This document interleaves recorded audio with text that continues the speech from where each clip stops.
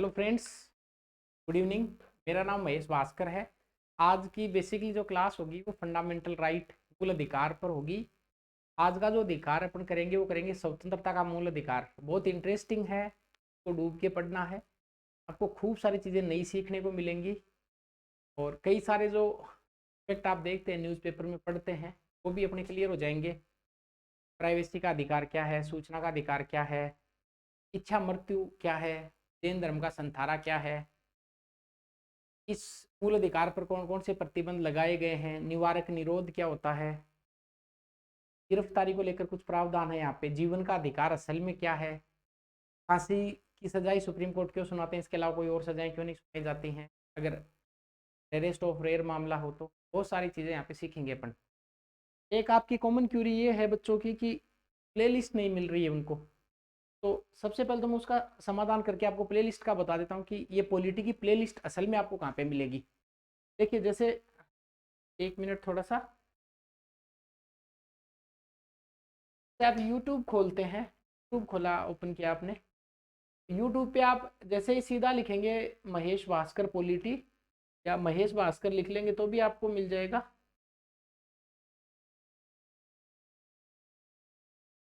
ऐसे महेश भास्कर सर ऐसा आ जाएगा। ये चैनल का लोगो आपको दिखाई दे ही रहा है। आप इसको ओपन करेंगे तो यहाँ पे देखो लिखा हुआ है, नीचे होम लिखा हुआ है, वीडियोज लिखा हुआ है, शॉर्ट्स लिखा हुआ है, प्ले लिस्ट लिखा हुआ है, कम्युनिटी और चैनल। तो आप यहाँ पे प्ले लिस्ट पे क्लिक कर लेंगे। यहाँ पे जैसे प्ले लिस्ट पे क्लिक किया, देखो ये प्ले लिस्ट खुल गई। अब ये नगर पालिका अधिनियम की प्ले लिस्ट है, ये जो RS और सब इंस्पेक्टर इंटरव्यू के बच्चों को लेकर जो गाइडेंस था उसकी प्ले लिस्ट है, ये इकोनॉमिक सर्वे की प्ले लिस्ट है और ये पॉलिटी की प्ले लिस्ट है। इस पॉलिटी की प्ले लिस्ट को आप अगर ओपन कर रहे हैं तो सारी पॉलिटी की क्लासेस आप सामने ओपन हो जाएंगी, सारी सारी क्लासेस। तो आप देख सकते हैं क्लासेस सीक्वेंस से आपको सारी क्लासेस मिल जाएंगी। समझ आ गया? ये जैसे पॉलिटी क्लास शुरू हो गई तो एक तो आपका ये डाउट है जिसको मैंने दूर कर दिया। अभी अपनी जो बेसिकली क्लास कर रहे हैं वो अपन फंडामेंटल राइट पर कर रहे हैं, मूल अधिकारों पर कर रहे हैं। तो सबसे पहले अपन लिखेंगे राइट टू फ्रीडम, स्वतंत्रता का अधिकार। तो बेसिकली बात कर रहे हैं अपन इसको स्वतंत्रता का अधिकार।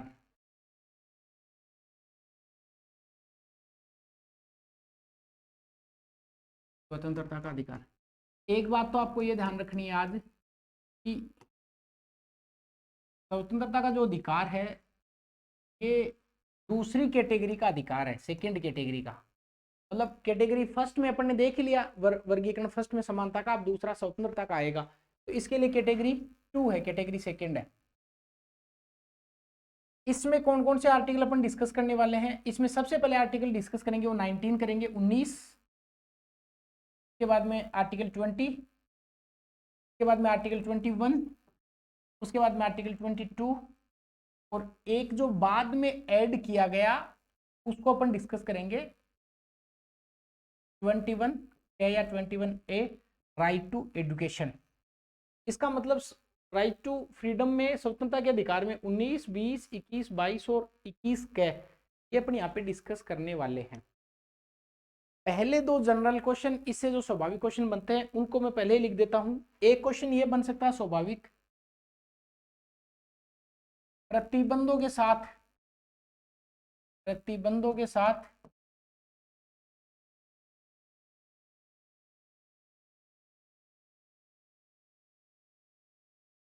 कौन सा अनुच्छेद है, कौन सा अनुच्छेद है। इसका मतलब अगर ऐसा क्वेश्चन पूछा जाए कि प्रतिबंधों के साथ में, रिस्ट्रिक्शंस के साथ में कौन सा अनुच्छेद है, तो आप यहाँ पे ध्यान रखेंगे इसका जो आंसर है वो आपको 14 मिल सकता है, आपको 19 मिल सकता है, आपको 30 मिल सकता है, आपको 33 मिल सकता है, 43 मिल सकता है। इसका उत्तर क्या हो जाएगा? प्रतिबंधों के साथ में कौन सा अनुच्छेद है? आपको ध्यान रखना है 19। क्यों है इसका तो अपन आज की क्लास में जान ही लेंगे कि क्यों प्रतिबंधों के साथ इसको बोल रहे हैं। दूसरा स्वाभाविक क्वेश्चन है, उसका उत्तर आपको ध्यान रखना है, शिक्षा का अधिकार है। दूसरा क्वेश्चन शिक्षा का अधिकार है।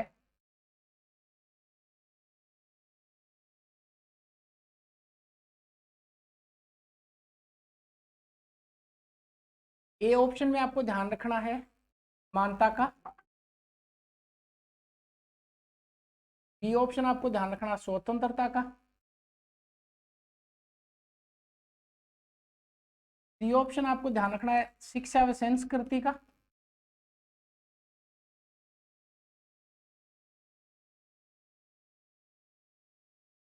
और डी ऑप्शन आपको ध्यान रखना है धार्मिक स्वतंत्रता का। धार्मिक स्वतंत्रता।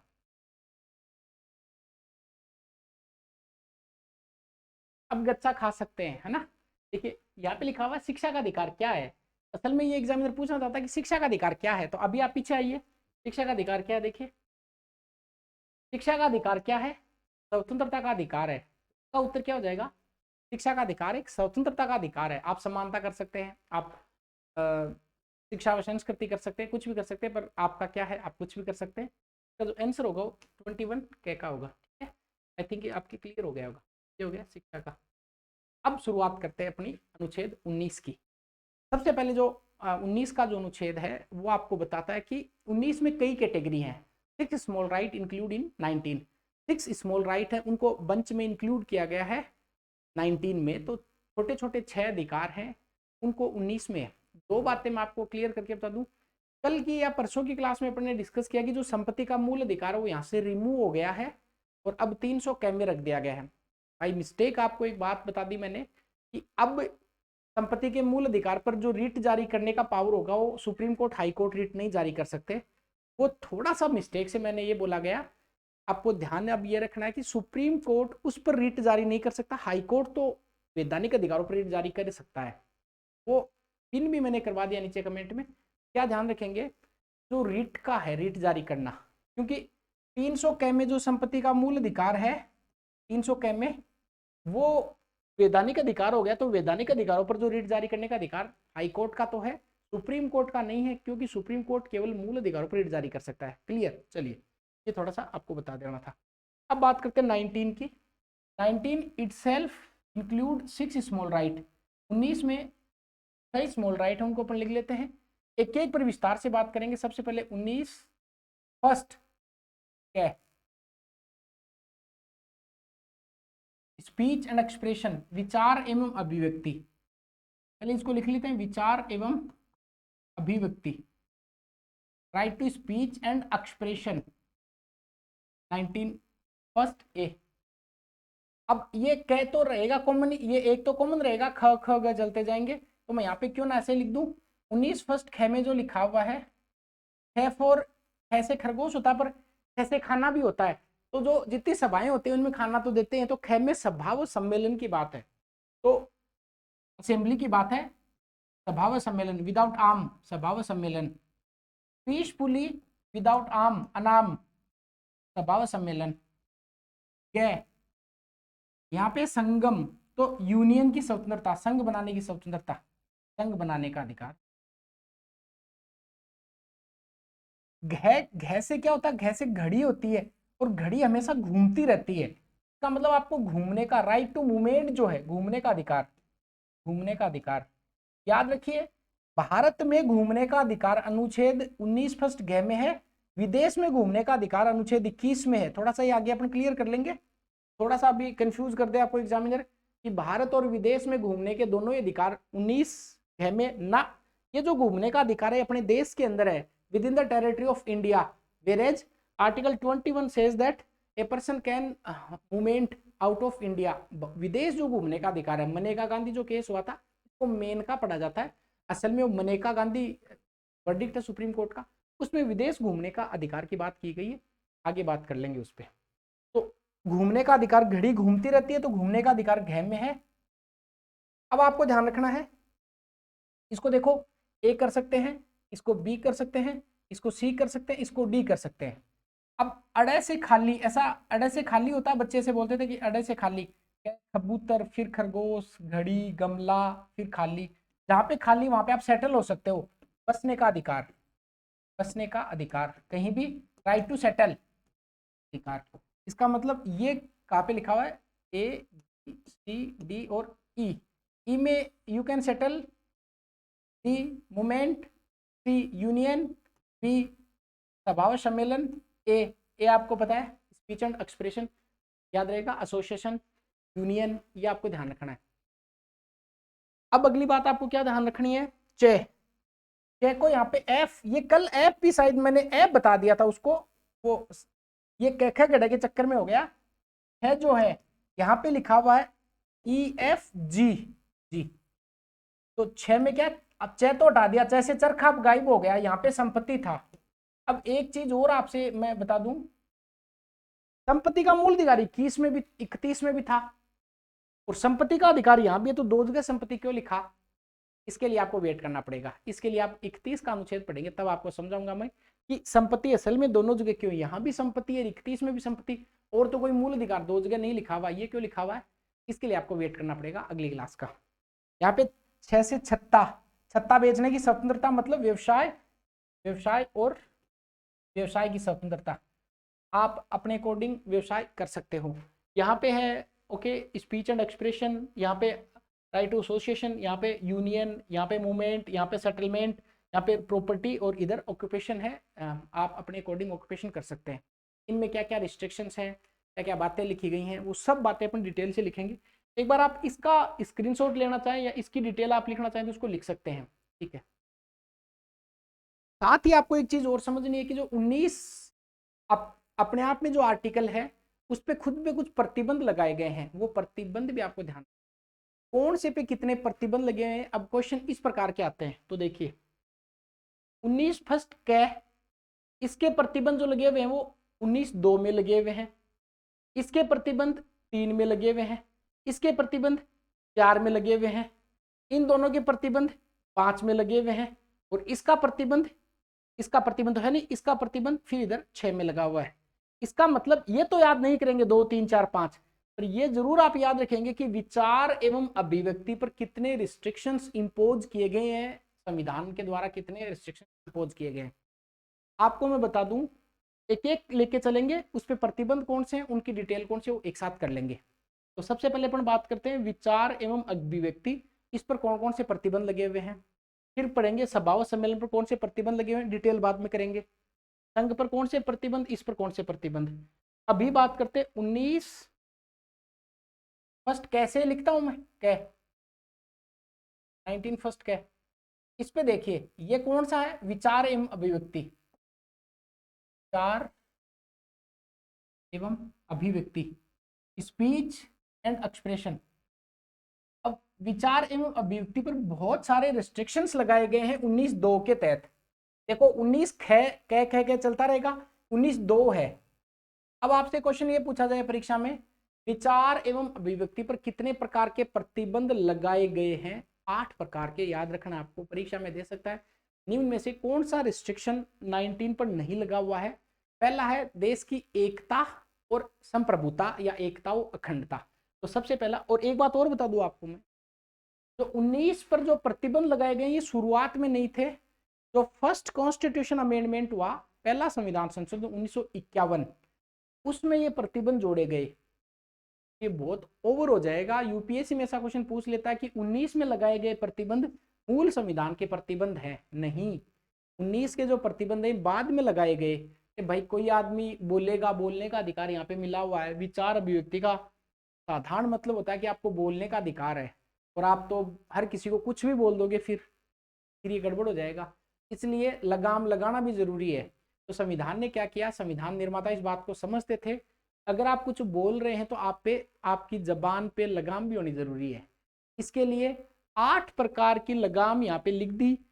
ये नहीं बोल सकते आप, पहला, देश की संप्रभुता या अखंडता के खिलाफ आप नहीं बोल सकते कि आप कह रहे हो भारत ऐसा है, भारत वैसा है, ऐसा नहीं बोला जा सकता। बोलने का अधिकार, इसका मतलब कुछ भी नहीं बोल सकते।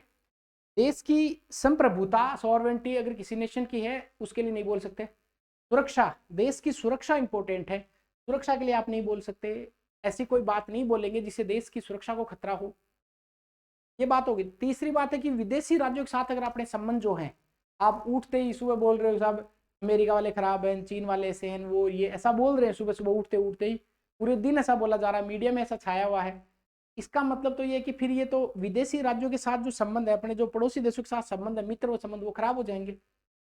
ऐसा कुछ नहीं बोलेंगे सिर्फ पब्लिक ऑर्डर खराब हो, सार्वजनिक जो व्यवस्था हो वो खराब हो। मोरालिटी का आप जरूर ध्यान रखेंगे बोलते टाइम। न्यायिक अवमानना, ऐसा नहीं करेंगे कि साहब किसी के खिलाफ बोल रहे हैं, आप कोर्ट के खिलाफ बोल रहे हैं, ऐसी कोई बात नहीं बोलेंगे जिससे आप मतलब अपराध उद्दीपन हो, अपराध संलिप्तता हो। आप कोई हेट स्पीच नहीं देंगे, कोई आप गलत भाषण नहीं देंगे।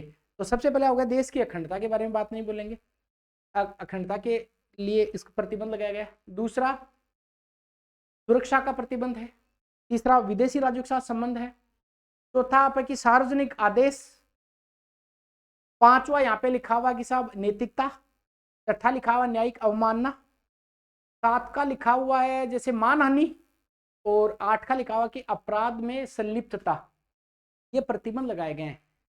तो थोड़ा सा क्या ध्यान रखेंगे कि विचार एवं अभिव्यक्ति जो है इस पर जो रिस्ट्रिक्शन इंपोज किए गए हैं, ये कुछ प्रतिबंध है इनका, आप मैं लिखवा देता हूं कौन कौन से। सबसे पहले है नंबर 1, राष्ट्र की, मैं देश लिखूं, देश की अखंडता तथा एकता। एकता व अखंडता आप इधर लिख सकते हो, unity and integrity of nation. अखंड, एकता व अखंडता।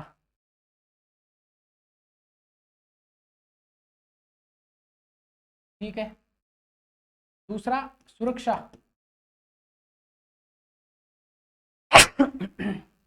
नेशन की सुरक्षा।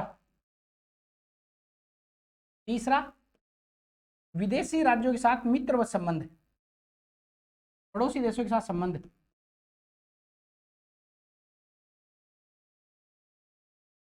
अब यहाँ पे पड़ोसी देश का मतलब अपने 8 पड़ोसी देश ही नहीं लेने हैं, यहाँ पे सारे देश आगे की ओबवियस सी बात है कि आप जब भी कुछ इस प्रकार की स्पीच देंगे तो वो कोई दूसरे देश के लिए नहीं बोलेंगे। इसके बाद में सार्वजनिक आदेश। सार्वजनिक आदेश, सार्वजनिक व्यवस्था कर सकते हैं, पब्लिक ऑर्डर, सार्वजनिक व्यवस्था, पब्लिक ऑर्डर। मोरालिटी, मोरालिटी नैतिकता।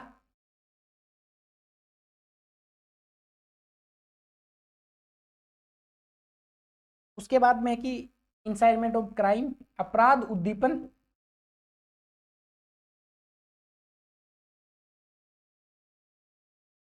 उद्दीपन। उसके बाद आप लिख सकते हैं मानहानि। आप मानहानि, आप इन चीजों का जरूर ध्यान रखेंगे जब भी कुछ इस प्रकार का अपना विचार व्यक्ति रखेंगे, तो इन चीजों का जरूर ध्यान रखेंगे। क्वेश्चन आएगा निम्नलिखित में से कौन सा प्रतिबंध अनुच्छेद 19 पर लगाया गया है। ये सारे प्रतिबंध है जो अनुच्छेद 19 पर लगाए गए हैं, ये सारे प्रतिबंध। ठीक, थोड़ा और अगर डिटेल में बताऊं तो मैंने कहा कि ये जो प्रतिबंध लगाए गए हैं, ये प्रतिबंध हैं वो फर्स्ट कॉन्स्टिट्यूशन अमेंडमेंट से इन प्रतिबंधों को ऐड किया गया। कौन से संशोधन से? प्रथम संविधान संशोधन से इनको लगा दिया गया। पहले संविधान निर्माताओं ने तो इतना ही लिख दिया था कि सबको बोलने की आजादी होगी, फिर पहले संविधान संशोधन से प्रतिबंध और लगा दिए इसमें। एक चीज और, जो एकता और संप्रभुता की जो बात यहाँ पे मैंने लिखी है, एकता, अखंडता और यहाँ पे संप्रभुता की जो बात है, ये जो संप्रभुता है ये भी पहले संविधान संशोधन से ये लाइन नहीं लिखी, इसको 16वें संविधान संशोधन 1963 से जोड़ा। थोड़ा आपके लिए ज्यादा हो सकता है पर हाँ लिख लेंगे तो ठीक है। तब बाकी सारी चीजें हैं वो पहले संविधान संशोधन से जोड़ी, पर ये वाली बात है ये 16वें संविधान संशोधन 1963 के द्वारा जोड़ी गई थी। ठीक, ये हो गया साहब 19 फर्स्ट पर बोलने पर आपके ये प्रतिबंध है। ठीक है, इसका मतलब सबसे पहला अधिकार था आपका विचार एवं अभिव्यक्ति, इस पर प्रतिबंध मैंने आपको बता दिए। इसके बाद में जो दूसरा है, दूसरा इसका मतलब है सभा व सम्मेलन। अगर कोई व्यक्ति सभा व सम्मेलन कर रहा है, सभा व सम्मेलन, तो इसमें दो चीजों का ध्यान रखेगा, प्रभुता, अखंडता मतलब सॉवरेनिटी एंड इंटीग्रिटी, एंड लोक व्यवस्था। इस पर कितने प्रतिबंध लगे गए हैं? 2। तो सभा व सम्मेलन पर जो प्रतिबंध लगाए गए हैं वो 2 प्रकार के प्रतिबंध हैं। तो मैं लिखता हूं आगे, ये एक हो गया। इसकी और बात करेंगे अभी। तो अब है सभा व सम्मेलन। इसका मतलब जब भी आप सभा व सम्मेलन करेंगे तो ऐसे ही नहीं साहब आप, पहली बात तो है कि बिना हथियारों के होगी, शांतिपूर्ण होगी, पर इसके बाद भी प्रभुता व अखंडता, लोक व्यवस्था को देखा जाएगा। तो एक तो पब्लिक ऑर्डर, एक security and integrity of nation, ये दो चीजें देखी जाएंगी। तो इस पर कितने प्रतिबंध लगाए गए? 2। कौन कौन से? प्रभुता व अखंडता, ये सब तो 16 संशोधन से जोड़ा गया है। जहां पे प्रभुता व अखंडता शब्द आए, प्रभुता मतलब सॉवरेंटी एंड अखंडता। प्रभुता का मतलब अभी मैं आपको समझा नहीं सकता। स्टेट की जो थ्योरी है, इसके 4 ऑर्गन बताए गए हैं, जिसमें भूभाग बताया गया, जिसमें सरकार बताया गया, जिसमें जनसंख्या बताया गया, जिसमें संप्रभुता बताया गया है। इससे आप सॉवरेंटी मतलब देश सर्वे सर्वा होगा, वो देश की संप्रभुता है। ये 2 प्रकार की हो सकती है, इंटरनल एक्सटर्नल। अभी इस पे प्रभुता और अखंडता। और जब भी आप सभा व सम्मेलन करेंगे तो लोक व्यवस्था को जरूर ध्यान रखेंगे। कहीं चौराहे पे जाके सभा कर ली, बड़ी सभा, तो फिर ट्रैफिक का इश्यू आ जाएगा। तो लोक व्यवस्था, लोक व्यवस्था। तो आपको क्वेश्चन पूछा जाए कि सभा सम्मेलन पर कौन से प्रतिबंध है, तो आप कहेंगे प्रभुता व अखंडता और लोक व्यवस्था। इसको लेकर राज्य कोई भी रीजनेबल रिस्ट्रिक्शंस आप पे इंपोज कर सकता है। तीसरा था संघ बनाने की स्वतंत्रता। आप अपना एक यूनियन फॉर्म कर सकते हैं, अपना एक संघ बना सकते हैं। संघ बनाने में भी 2 तो ये कॉमन रहेंगी, मैं थोड़ा लिख ही देता हूं आगे। सभा सम्मेलन। तीसरी कौन सी थी? गै में क्या था? संघ बनाने की स्वतंत्रता। तो गै में क्या है? संघ बनाने की स्वतंत्रता, संघ बनाने की स्वतंत्रता, यूनियन बनाने की तो स्वतंत्रता है। इस पर देखिए 2 तो कॉमन रहेंगी। पहली प्रभुता व अखंडता, दूसरा आपको पता लग गया लोक व्यवस्था,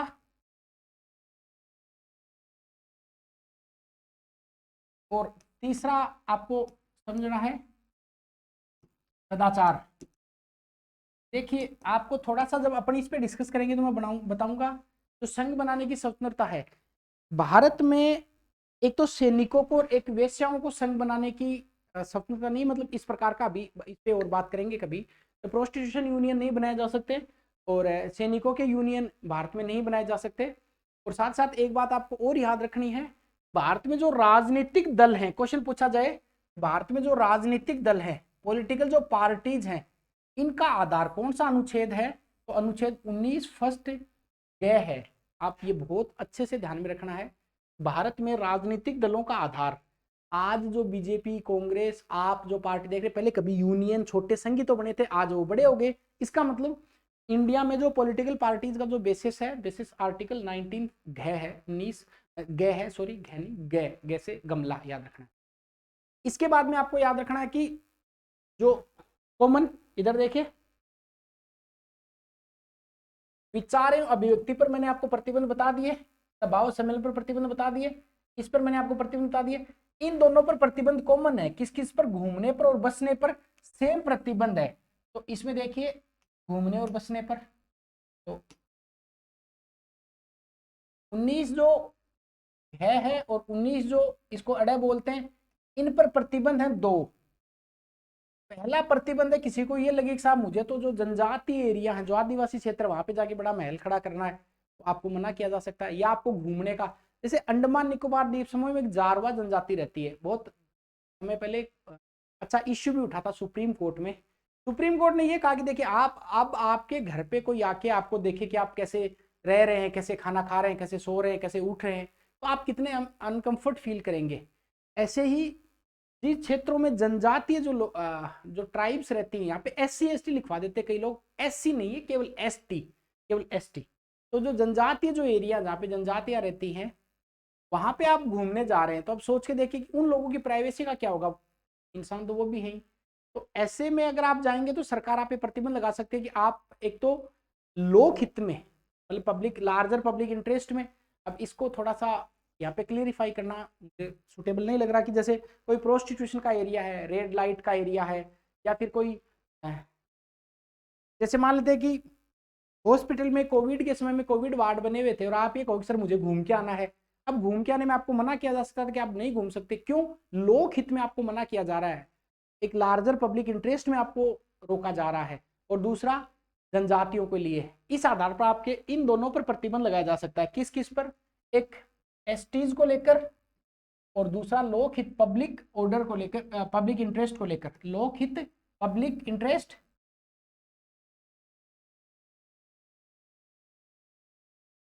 और यहां पे है शेड्यूल ट्राइब्स, तो शेड्यूल ट्राइब्स और पब्लिक इंटरेस्ट को लेकर आपको रोका जा सकता है। अंतिम जो है, अंतिम वो है, देखो 6 तो गायब हो गए, अब 6 की बात करते हैं। 19 6 से क्या होता है, छत्ता होता है, मतलब छत्ता बेचने की स्वतंत्रता होती है, तो छत्ता बेच सकते हैं आप। यहाँ पे व्यवसाय है, यहाँ पे घड़ी घूमती है, अड़े खाली पड़ा, वहां पे जाके बच सकते हैं। अब 6 से छत्ता, इसमें भी 2 प्रतिबंध है। अब मुझे लगता है कि साहब जो डॉक्टर लोग हैं वो अच्छे पैसे कमाते हैं, तो क्यों ना मुझे डॉक्टर का ही एक यहाँ पे कोचिंग की जगह एक डॉक्टर का बोर्ड लगा देना चाहिए कि हम आपको चीप और बहुत मिनिमम कॉस्ट में हम आपको मेडिकल हेल्थ केयर अवेलेबल करवा देंगे। वो डॉक्टर साहब आपके 150 रुपये ले रहे हैं फीस की, मैं तो 50 में ही देख दूंगा आपको, मेरे पास कोई डिग्री नहीं है। स्टेट इस पर एक रिस्ट्रिक्शन लगा सकता है, किसी पर्टिकुलर व्यवसाय के लिए योग्यता तय कर सकता है। योग्यता जैसे कोई ये कहे कि साहब मैं 10th पास हूँ पर मैं भी स्कूल में पढ़ा सकता हूँ, सरकार ने कहा कि नहीं, वो आदमी कहेगा सर आपका क्या जा रहा है, संविधान में लिखा ही हुआ कोई भी आदमी कोई भी व्यवसाय कर सकता है, तो मैं तो कोचिंग का व्यवसाय कर रहा हूँ। सरकार कहेगी ना, आपको बीएड होना जरूरी है पहले। ऐसे ही आप ये कहते हो सर कमाई बहुत ज्यादा है किसमें, ये जो न्यूक्लियर एनर्जी है इसमें, या सर मैं मेरी खुद की ट्रेन चला दूं, या कोई और ऐसा काम, कोई सर मैं मेरी टेलीकम्युनिकेशन की कंपनी खोल लूं, तो सरकार क्या करती है, जो जिसमें अच्छी इनकम का सोर्स होता है, सरकार उन उद्योगों के अपने लिए रिजर्व रख लेती है। या फिर जैसे जो सेंसिटिव उद्योग होते हैं कि जिनकी, जैसे किसी को न्यूक्लियर एनर्जी के लिए किसी को ये मान के चलिए कि अधिकार दे दिया कि आप भी न्यूक्लियर जो परमाणु ऊर्जा जिसको बोलते हैं, ऐसी ऊर्जा आप क्रिएट कर सकते हैं, बना सकते हैं। अब वो तो कल को बम भी बना देगा, तो वो एक नेशन थ्रेट हो जाएगा, देश को खतरा हो जाएगा।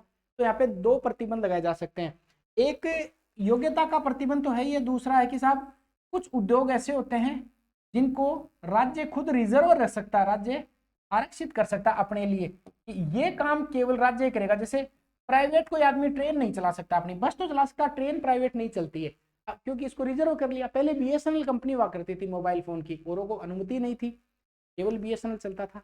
तो आपको ये बात समझ में आ गई सबसे पहले 19 में कई प्रकार की स्वतंत्रताएं लिखी हुई हैं। सबसे पहले आपको बताया कि ये अपन ने स्वतंत्रता पढ़ी कितने प्रकार की, 6 प्रकार की स्वतंत्रता है। एक स्वतंत्रता हटा दी गई, उस पर अपन बहुत आगे कभी विस्तार से बात करेंगे। इसमें सबसे पहले अपन ने देखा कि कुछ प्रतिबंध लगा दिए गए। पहले कै में क्या है, वाक है, बोलना। पहले बच्चा कबूतर बोलना सीखता है, कैसे कबूतर, तो कै में बोलना है। ख में याद करो, ख सभाओं में खाना होता है, तो सभाओं में खाना। गै से संगम, संग बनाने की। घड़ी घूमती रहती है, तो घूमने का अधिकार प्रदेश में। अडेस को अंगे बोलते हैं, अडे बोलते हैं खाली, जहां भी खाली वहां जाके बस जाओ। चरखा गायब हो गया, अब संपत्ति हटा दी, वहां पे संपत्ति था। और 6 से छत्ता बेचने की स्वतंत्रता है। इन सब पर प्रतिबंध लगाए गए, जो प्रतिबंध मैंने आपको बता दिया। अब एक एक पर बात कर लेते हैं। सबसे पहले करेंगे स्पीच एंड एक्सप्रेशन पर, विचार एवं अभिव्यक्ति पर। तो यहाँ पे बात करेंगे विचार, स्पष्ट कह, यहाँ पे है विचार एवं अभिव्यक्ति। सुप्रीम कोर्ट में बहुत सारे निर्णय आते हैं, सुप्रीम कोर्ट के बहुत सारे वर्डिक्स आते हैं सुप्रीम कोर्ट के विचार एवं अभिव्यक्ति को लेकर। देखिए, आप अगर कोई विचार रखते हैं, जैसे मैंने आपको इस प्रकार किया, तो इसका मतलब आप क्या समझ रहे हैं कि मैं थप्पड़ दिखा रहा हूं, या मैंने कोई और आपकी तरफ ऐसे कोई मारने का इशारा किया तो आप समझ रहे हैं, या फिर मैंने ऐसे मुक्के का इशारा किया तो आप समझ रहे हैं। इसका मतलब विचार एवं अभिव्यक्ति केवल आप बोलकर करेंगे ये संभव नहीं है। आप इसको कई माध्यम से कर सकते हैं, मतलब आप किसी चीज को बोलकर बता सकते हैं, या आप लिख कर बता सकते हैं, या आप प्रदर्शन करके कोई बात बता सकते हैं। जैसे मैं आपके सामने इस प्रकार करता हूं, तो इसका मतलब ये होगा कि मैं जय हिंद कर रहा हूं, देश का रिगार्ड कर रहा हूं। एक ये तरीका हो सकता है। या आप मुझे कुछ पूछ रहे हो, मैं कुछ बोल नहीं रहा हूं, ये भी तो मेरा अधिकार है। इसका मतलब हर बात का जवाब देना जरूरी थोड़ी है। बहुत अच्छे जो ऋषि मुनि आचार्य अक्सर एक बात बोलते हैं कि आप अगर चुप हो जाएंगे, चुप होना भी कई सारी समस्याओं का समाधान हो सकता है। जैसे आप बोलने की बजाय चुप हो गए, हर बात का जवाब देना जरूरी थोड़ी है। जैसे आपके घर में आपकी वाइफ के साथ, या किसी के साथ भी, आपके सिस्टर के साथ, भाई के साथ, माता पिता के साथ डिबेट होती है, या रोज बात बिगड़ती है, तो इसका सॉल्यूशन क्या बताया जाता है, चुप हो जाओ, हर बात का जवाब देना जरूरी थोड़ी है, वो कुछ भी पूछे तो आप चुप हो जाएंगे, चुप हो जाएंगे तो बहुत सारे सॉल्यूशन निकल जाएंगे, तो हर बात का जवाब देना जरूरी नहीं है। ये 19 भी सिखाता है, हर बात का जवाब देना जरूरी नहीं, मतलब आप चुप हो सकते हैं, चुप हो जाएंगे, ये भी अपने आप में एक बोलने का तरीका है, यहाँ पे चुप होने का भी आपके पास क्या है, अधिकार है। तो बोलकर कोई बात बताएंगे, इसका मतलब आप बोल सकते हैं तो हो गया क्लियर, लिख कर बताएंगे मतलब प्रेस की स्वतंत्रता, प्रेस की स्वतंत्रता। प्रदर्शन करना, ये प्रदर्शन दो प्रकार से मैं बता सकता हूं, जैसे आपको पता है कि कई सारे अभिनेता हैं, बहुत सारे एडवर्टीजमेंट करते हैं, कि जैसे कोई खैनी का कर रहा है, कोई किसी दवाई का कर रहा है, या किसी कोई मूव का कर रहा है, झंडू बाम का कर रहा है, कोई च्यवनप्राश का कर रहा है। बहुत सारे जो एक्टर्स होते हैं या जो स्टार्स जो होते हैं, क्रिकेट प्लेयर होते हैं, ये बहुत सारे एडवर्टीजमेंट करते हैं, ऐड करते हैं। अब पहली बात तो ये कि वो गलत है, एक सही है, वो उस पर तो डिबेट क्यों ही करना है, गलत सही का तो अपन होते कौन है निर्णय करने वाले, अपन ऐसे कैसे बोल सकते हैं। पर यहाँ पे लिखा हुआ है कि अगर आप एडवर्टीजमेंट कर रहे हैं, विज्ञापन किसी चीज का कर रहे हैं, आपको रोक नहीं सकता विज्ञापन करने से। यस, आप भले उनकी आलोचना कर सकते हैं, पर विज्ञापन करना उनका अपने आप में एक विचार एवं अभिव्यक्ति है। वो विज्ञापन कर रहे हैं, वो उछल कूद करके दिखा रहे हैं कि साहब इस दवाई को लगाने से ये परिवर्तन आ सकता है, तो वो जो जो एक्सरसाइज करके दिखा रहे हैं आपको, वो obvious सी बात है कि वो एक पार्ट हो गया। तो प्रदर्शन में आपको ध्यान रखना है कि एक तो विज्ञापन, जो विज्ञापन किए जाते हैं, जो एडवर्टीजमेंट लगाए जाते हैं, वो विज्ञापन, जैसे कोचिंग का एक एडवर्टीजमेंट कहीं लगा हुआ है, कोचिंग बोल के तो आपको नहीं कह रही, आपने उस एडवर्टीजमेंट को पढ़ा कि हमने इतने सिलेक्शन दिए या हम ऐसा पढ़ाते हैं, वो उनका बोलने का तरीका हो गया। तो क्वेश्चन पूछे कि विज्ञापन की जो स्वतंत्रता है वो किस में आएगी, विचार एवं अभिव्यक्ति में आएगी। अगला प्रदर्शन का एक तरीका हो सकता है कि आप राष्ट्र ध्वज फहरा सकते हैं, ये भी एक तरीका है कि आप कुछ एक्सप्रेस कर रहे हैं, राष्ट्र ध्वज फहराने का अधिकार, होस्टिंग द नेशनल फ्लैग, राष्ट्र ध्वज। ये नवीन जिंदल एक केस है, केस की बात अपन यहाँ पे नहीं कर रहे हैं, जब वो एडवोकेसी वाली क्लास अपन करेंगे तो उसमें अपन देख लेंगे थोड़ा सा कि कौन कौन से केसेस हैं सुप्रीम कोर्ट के। राष्ट्र ध्वज नवीन जिंदल केस था वर्सेज गवर्नमेंट ऑफ इंडिया, तो वहां पे राष्ट्र ध्वज का आपको अधिकार मिला।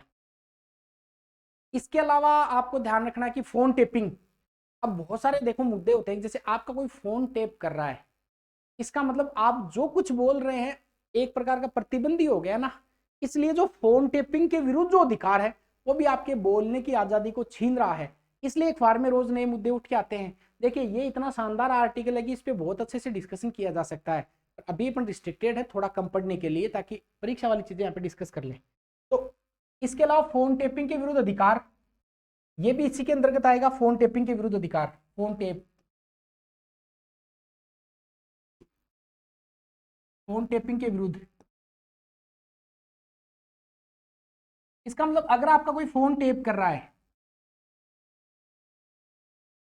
तो आप सुप्रीम कोर्ट जा सकते हैं, हाई कोर्ट जा सकते हैं, क्योंकि आपके मूल अधिकारों क्या हो रहा है, उल्लंघन हो रहा है, ये यहाँ पे लिखा। अगली बात है कि बंद के खिलाफ, जैसे अपने इंडिया में ऐसा अक्सर चलता रहता है कि बहुत सारे बंद के ऐलान होते हैं कि आज ये फलाना बंद है। अब देखिए वैसे तो आप बंद के खिलाफ प्रदर्शन कर सकते हैं कि बंद क्यों करना है ना, हाँ सारे लोग मिलके अगर सांकेतिक रूप से सरकार का विरोध कर रहे हैं वो एक बहुत अच्छी बात है, लोकतंत्र में ऐसा होना ही चाहिए। पर बंद के खिलाफ का जो अधिकार है वो भी आपका विचार अभिव्यक्ति का अधिकार है। बंद के खिलाफ, बंद के खिलाफ मैं आपको आगे बताऊंगा, हड़ताल अभी थोड़ी देर में अपन डिस्कस करते हैं हड़ताल वगैरह का। बंद के खिलाफ जो प्रदर्शन आप यहाँ पे कर सकते हैं। आपको पता है कि जो न्यूज़पेपर होते हैं प्री सेंसरशिप लगा दी जाती है। प्री सेंसरशिप अभी आप चाहे नहीं समझे तो आपको मैं नेशनल इमरजेंसी पढ़ाएंगे तो वहाँ पे थोड़ा सा डिस्कशन कर लेंगे, किसी सरकार को क्रिटिसाइज किए बिना प्री सेंसरशिप क्या होती है।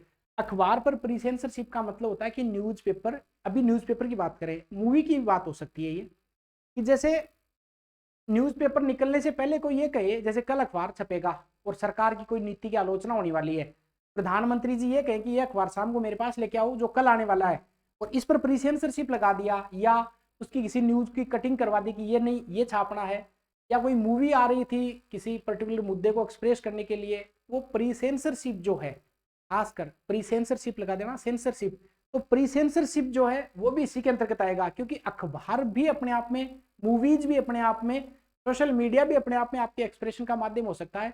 तो ध्यान रखना जो प्री सेंसरशिप लगती है वो भी किसका अधिकार, क्या है आपका बोलने का अधिकार है। तो pre censorship newspaper, pre sensor, pre censorship के विरुद्ध में।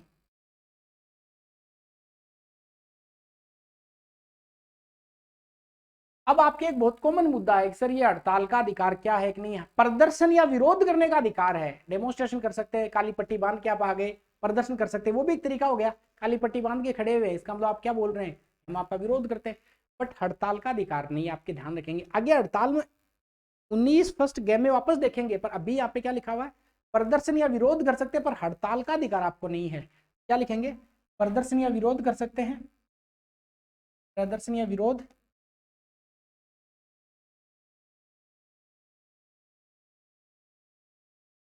बट हड़ताल का अधिकार नहीं है आपको। स्ट्राइक नहीं कर सकते, डेमोन्स्ट्रेट कर सकते हैं, किसी चीज का सांकेतिक रूप से विरोध कर सकते हैं, बट हड़ताल करने का अधिकार नहीं है। इसके अलावा आरटीआई सूचना का अधिकार भी किसका हिस्सा है, विचार एवं अभिव्यक्ति का। अगला क्या, क्योंकि मुझे किसी चीज की सूचना ही नहीं होगी तो मैं कैसे किसी चीज को बोलूंगा, तो पहले मेरे पास सूचना होनी चाहिए। तो अगला क्या लिखेंगे इसमें, RTI, right to information act. इसकी बात अपन आरएस मेंस के सिलेबस में करेंगे, अभी नहीं।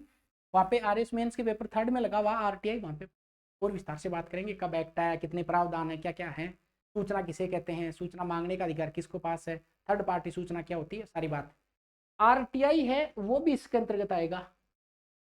अगली बात पर ध्यान रखना चाहिए तो प्राइवेसी, ये जो एक प्राइवेसी का जो अधिकार आपका, राइट टू प्राइवेसी, ये भी इसी के अंतर्गत आएगा।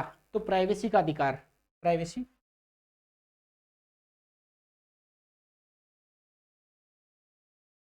तो right to privacy, right to privacy, right to privacy भी विचार अभिव्यक्ति के अंतर्गत शामिल किया जाता है। सबसे इंपॉर्टेंट है चुप रहने का अधिकार। यस, बोलने के अधिकार में चुप रहने का अधिकार है, पर जीवन के अधिकार में मरने का अधिकार नहीं है। उसकी बात अपन थोड़ी देर में करेंगे। तो चुप रहने का अधिकार, क्वेश्चन है क्या चुप रहने का अधिकार है आपका, हाँ है, आप चुप रह सकते हैं। चुप रहेंगे तो बहुत सारी समस्याओं का समाधान हो जाएगा। तो चुप रहने का अधिकार, ये आपको अच्छे से लिखना है। बोलने के अधिकार में चुप रहने का अधिकार भी शामिल है, चुप रहने का अधिकार। पर अब ये देख लो थोड़ा सा, इस अधिकार का संभल कर प्रयोग करना है। घर वाले कुछ पूछे तो फिर वहां पे चुप, ये नहीं बोलेंगे साहब मेरा चुप रहने का अधिकार है, वो फिर जोर जोर से चिल्लाने का भी आवाज आ सकती है। तो चुप रहने का अधिकार का मतलब है आप बिल्कुल साइलेंटली रह सकते हैं। शांति का अधिकार भी इसके अंतर्गत आता है। यस, शांति का अधिकार मतलब अगर कोई आदमी है वो घर पे आके आराम से दिन में सो रहा है, अब ये देखो डिबेट के मुद्दे हैं, इस पे डिस्कस करना थोड़ा सा सही भी नहीं रहता है और इतना समय भी नहीं है। कोई आदमी दोपहर को आराम से शांति से आके सो रहा है, उसका सोने का अधिकार है उसके पास। एक कुछ बेचने वाला जा रहा है जोर जोर से लाउड स्पीकर पे कुछ बेच रहा है सब्जी वगैरह, इससे ये आदमी डिस्टर्ब हो रहा है, कह रहा है कि ये सब्जी वाला इधर ही पूरे दिन सब्जी बेचता है, मैं सो नहीं पा रहा हूँ।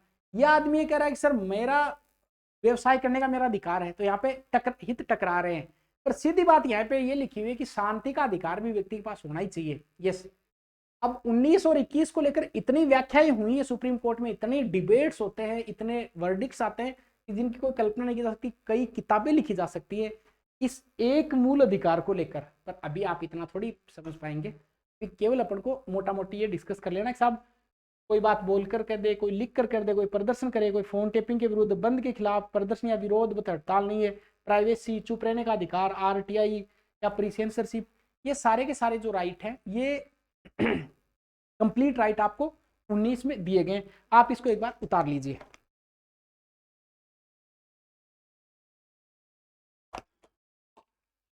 अब जो अगली बात करेंगे वो करेंगे अपन 19 ख पे, 19 फर्स्ट ख।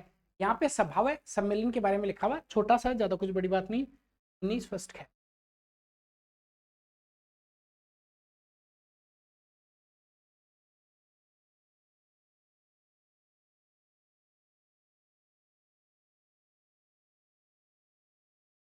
सभा सम्मेलन।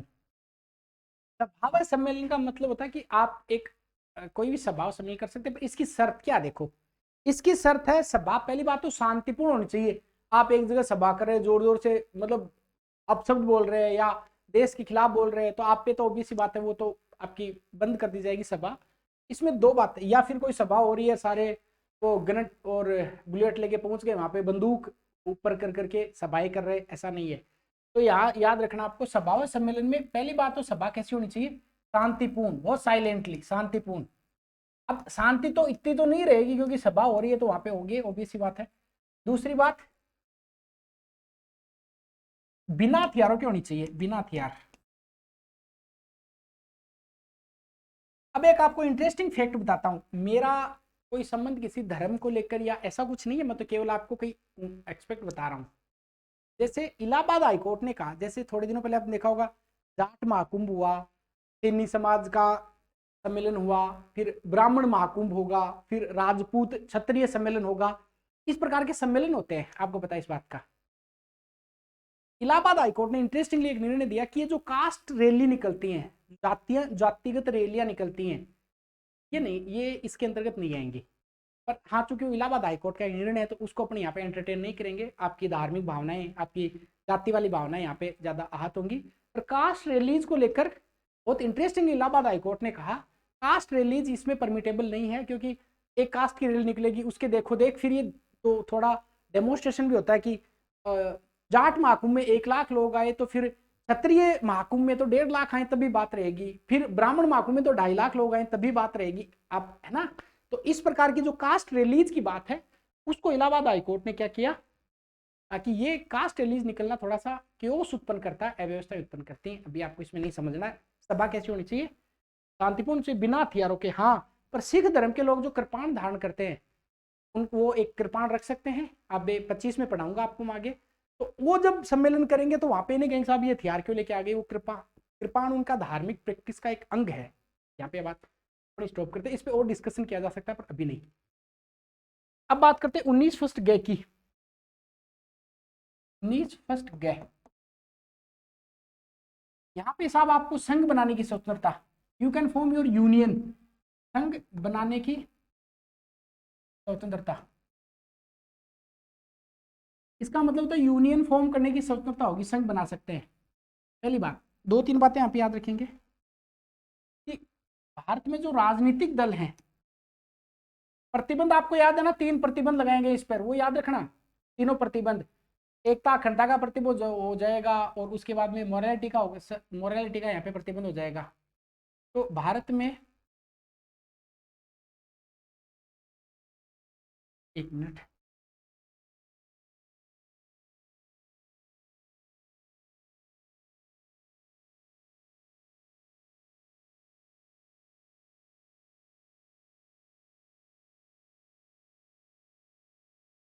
साफ लिख देते हैं।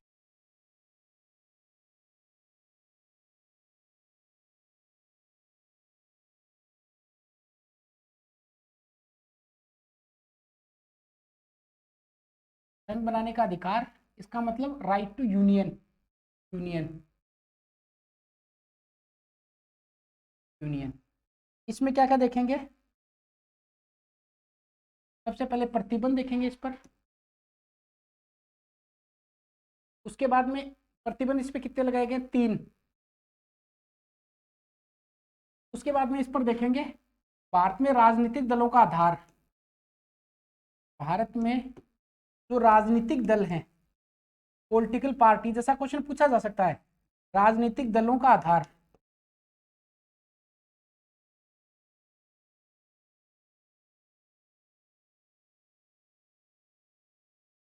प्रभुता, अखंडता और सदाचार। और अगली बात यह है कि जब भी आप यूनियन फॉर्म करेंगे, संघ बनाएंगे, तो ट्रेड यूनियन बनाने की स्वतंत्रता तो आपको है ही है, ट्रेड यूनियन तो बनाए जा सकते हैं। पर एक बात और याद रखनी है कि जो सैनिक और जो प्रोस्टिट्यूशन है, जो प्रोस्टिट्यूशन एंड जो प्रोस्टिट्यूशन का जो कार्य करते हैं, उनको एक यूनियन बनाने की स्वतंत्रता नहीं है। पता लगा चोरों ने एक मिलकर एक यूनियन बना रखा है और वो कहेंगे सर हमें यूनियन बनाने का तो अधिकार था ही नहीं। जो अनलॉफुल एक्टिविटीज होती हैं, जो इलीगल एक्टिविटीज होती है, उनके लिए आप नहीं बना सकते। भारत में सभी को अपने यूनियन बनाने का अधिकार है, पर सैनिकों को नहीं है। जिनके बेल्ट की सर्विस है वो अपना यूनियन फॉर्म नहीं कर सकते, याद रखिए। एक बहुत इंटरेस्टिंग आपको डिबेट है कि साहब जो कांस्टेबल है उनको यूनियन बनाने का अधिकार नहीं है, जबकि आईपीएस एक यूनियन होता है। अभी इस पे भी डिस्कस करना ठीक नहीं है, तो याद रखेंगे यहाँ पे कि जो संघ बनाने का अधिकार है, जो संघ बनाने का अधिकार वो सैनिकों को नहीं है साहब। जो सैनिक लोग हैं वो इस अधिकार को प्राप्त नहीं कर पा रहे, सैनिकों को अधिकार नहीं है, वेश्याओं को अधिकार नहीं है। इस प्रकार का आपको ध्यान रखना है। अगली बात यह है कि साहब सामान्य क्वेश्चन पूछता हूं मैं कि अगर कोई गवर्नमेंट इंप्लॉई है और एक ट्रेड यूनियन है, ट्रेड यूनियन, तब ट्रेड यूनियन है वो ट्रेड यूनियन फॉर्म की जा सकती है। जैसे आपको पता है कि व्यापार संगठन बनाए जाते हैं, टीचरों ने एक संघ बनाया हुआ है, पटवारियों ने संघ बनाया हुआ है, तो ट्रेड यूनियन बनाई जाती है, ट्रेड यूनियन। और एक होती है सरकारी यूनियन, सरकारी संगठन, सरकारी यूनियन।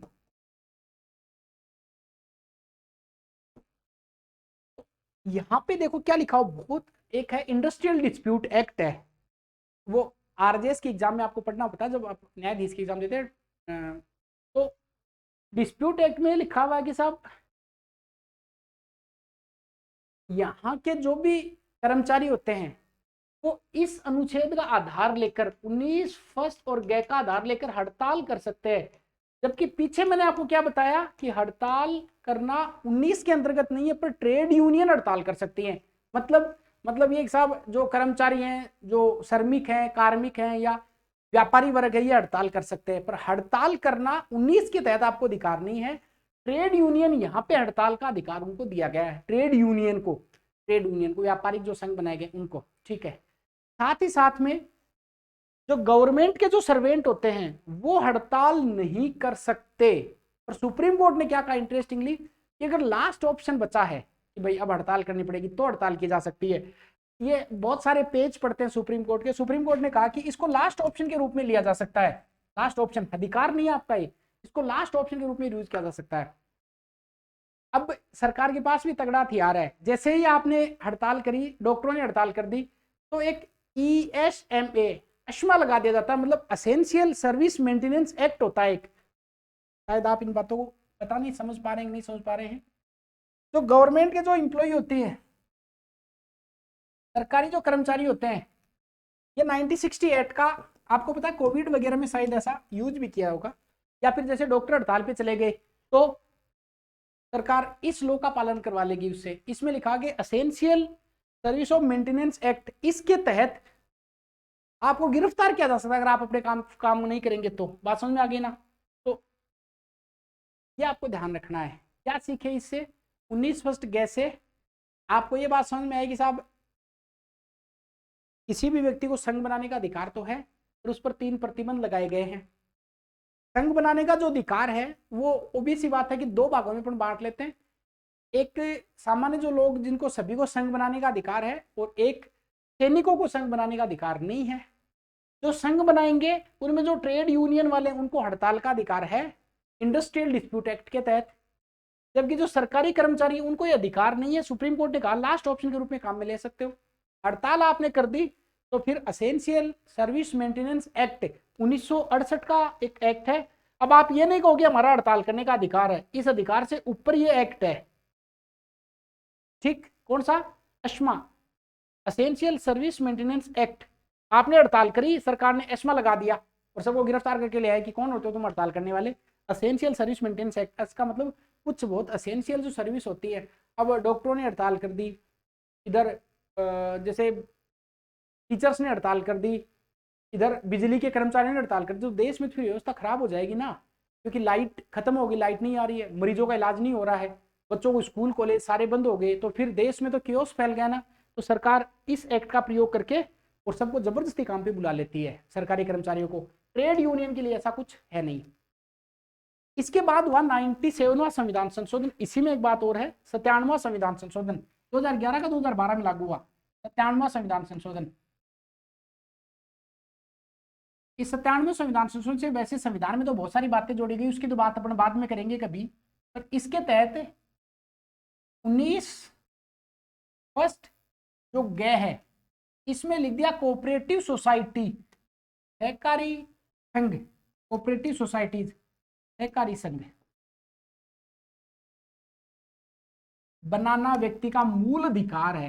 तो क्वेश्चन पूछे कि सहकारी संघ जो कोऑपरेटिव सोसाइटीज है, कोऑपरेटिव सोसाइटी बनाना व्यक्ति का मूल अधिकार है कि नहीं? आप कहेंगे मूल अधिकार है, ये कब से मूल अधिकार है? 97वां संविधान संशोधन हुआ, उसके बाद में 19 फर्स्ट में जोड़ दिया गया कि कोऑपरेटिव सोसाइटी बनाना व्यक्ति का मूल अधिकार है। ठीक, तो क्या क्या सीख लिया, इसको समराइज करें क्या? 19 को समराइज, 19 फर्स्ट गए को समराइज करें तो यहाँ पे क्या लिखा है साहब?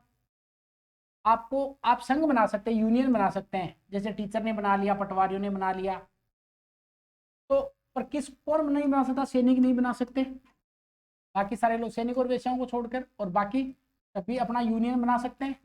भारत में जो पॉलिटिकल पार्टी, राजनीतिक दल है आज, उनका आधार ये अनुच्छेद है।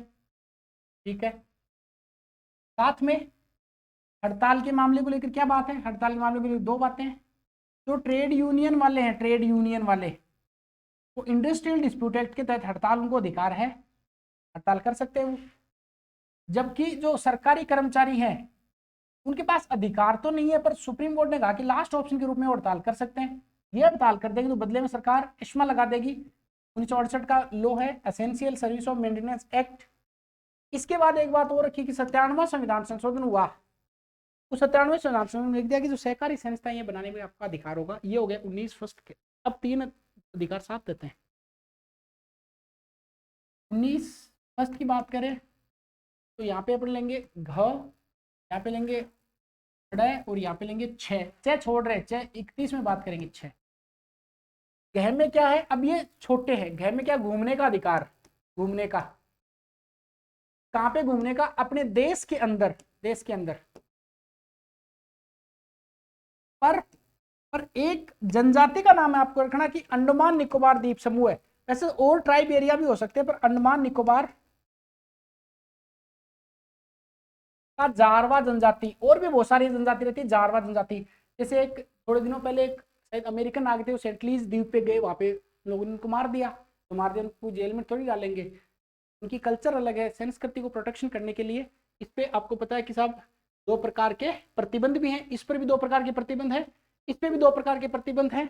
एक 19 फर्स्ट कै पे 8 प्रकार के प्रतिबंध है, 19 ख पे 2 प्रकार के प्रतिबंध है, 19 ग पे 3 प्रकार के प्रतिबंध है, बाकी सब में 2-2 प्रकार के प्रतिबंध है। ठीक है, यहाँ पे कि आपको बसने का अधिकार है, कहीं भी आप बस सकते हैं देश में, बसने का अधिकार, बशर्ते जेब में पैसे होने चाहिए। पर ऐसा नहीं साहब आप कहो कि मुझे तो वो वहां पे जो जनजातियां रहती है मेघालय में, उनके वहां जाकर एक बहुत बड़ा सा बंगलो तैयार करना है, फिर वो लोग भाग जाएंगे आपको देख के। इसलिए 2 चीजों को छोड़कर, पहला लोक व्यवस्था और दूसरा जनजातियों के अधिकारों को देखकर। 6 में भी आपको रखना कि कोई भी व्यापार किया जा सकता है, पर 2 यहाँ पे शर्तें लगाई गई हैं। कौन कौन सी? एक योग्यता डाली जा सकती है, और दूसरा राज्य अपने लिए कुछ सर्विस रिजर्व रख सकता है। तो क्या क्या सीखे? यहाँ पे घूमने का अधिकार है, पर विदेश में नहीं है, विदेश वाला 21 में है। देश में घूमने का अधिकार है, कुछ जनजातीय क्षेत्रों को छोड़कर। बसने का अधिकार है, तो आप कहीं भी देश में आप सेटल हो सकते हैं, कुछ क्षेत्रों को छोड़कर। 6 में आपको मैंने बता दिया। तो अब समराइज क्या करें? 19 फर्स्ट क ख ग घ ड़ च और 6, ABCDEF। इसमें सबसे पहले अपने 19 के बारे में पढ़ा। 19 क्या है ये समझा, विचार अभिव्यक्ति क्या है इसको समझा, विचार अभिव्यक्ति में कौन कौन से अधिकार आते हैं इनको समझा, विचार अभिव्यक्ति पर कौन कौन से प्रतिबंध लगाए गए इनको समझा, विचार अभिव्यक्ति के एक्सेप्शन कौन से उनको समझा, सभा सम्मेलन कैसे की जा सकती है, कितने प्रतिबंध है उनको सभा सम्मेलन जब आप करेंगे तो किन किन बातों को ध्यान रखेंगे उसको देखा। संघ बनाने की स्वतंत्रता में देखा कि सुप्रीम कोर्ट ने क्या कह रखा है, कौन संघ बना सकता है कौन नहीं बना सकता, इस पर प्रतिबंध है वो सीखे अपन ने। उसके बाद में अपन ने देखा कि 97वें संविधान संशोधन के बाद की क्या स्थिति है वो समझी अपन ने। उसके बाद अपन ने देखा कि आप कहीं भी देश में सेटल हो सकते हैं, कहीं भी घूमने का आपको अधिकार है, कोई भी व्यवसाय आप कर सकते हैं, ये अपन ने देख लिया। अब जो बात करेंगे वो करेंगे अपन 20 की। कल आप लोगों ने बहुत अच्छे कमेंट लिखे, मुझे एक बहुत अच्छी पॉजिटिव एनर्जी मिली, मुझे लगा कि मैं कुछ ठीक कर रहा हूँ आप लोगों के लिए। अभी ये एग्जाम बहुत नजदीक है, इसको फटाफट करने के बाद में पॉलिटी की एक वापस विस्तृत सीरीज, उसमें अपने पास कोई बाउंडेशन रहेगा, उसमें बहुत और डिटेल से अपन बात करेंगे इन पे। ठीक है, आपको बहुत सारी चीजें नई और मिल जाएंगी। अब बात करेंगे 20 की। अपराध के लिए 2 सिद्धि के संबंध में संरक्षण। अपराध के लिए 2 सिद्धि के संबंध में संरक्षण, इसका मतलब है कि आपको अगर कोई गिरफ्तार किया जाता है, अगर आपको कन्विक्ट किया जा रहा है, तो आपको कन्विक्शन के समय आपको क्या क्या राइट्स मिले हुए हैं। तो अपराध के लिए 2 सिद्धि के संबंध में संरक्षण, प्रोटेक्शन है आपको, कन्विक्शन आप जो किया जाएगा, कन्विक्ट किया जाएगा, तो क्या क्या प्रोटेक्शन है आपको 20 देखते हैं, 20 का।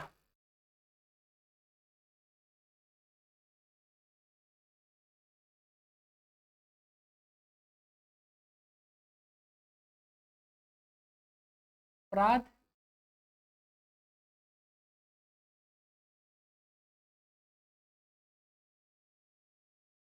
दो सिद्धि में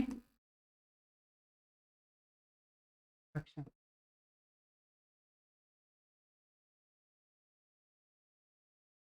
आपको प्रोटेक्शन मिला हुआ है किसमें, कन्विक्शन में, जब आप कन्विक्शन किया जा रहा, तो अपराध की दो स्थिति में संरक्षण। इंटरेस्टिंग है, ठीक है। इसमें हम आप कहानी सुनाऊंगा एक।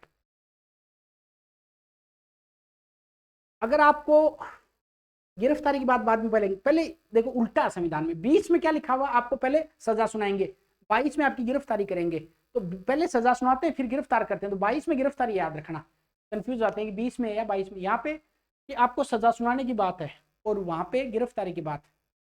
अब सजा सुनाएंगे तो तीन चीजों का ध्यान रखेंगे यहाँ पे, इसमें 20, 1, 20, 2, 20, तीन चीजें हैं। हेडिंग लगा लिया आप लोगों ने। अब 21 मतलब 1,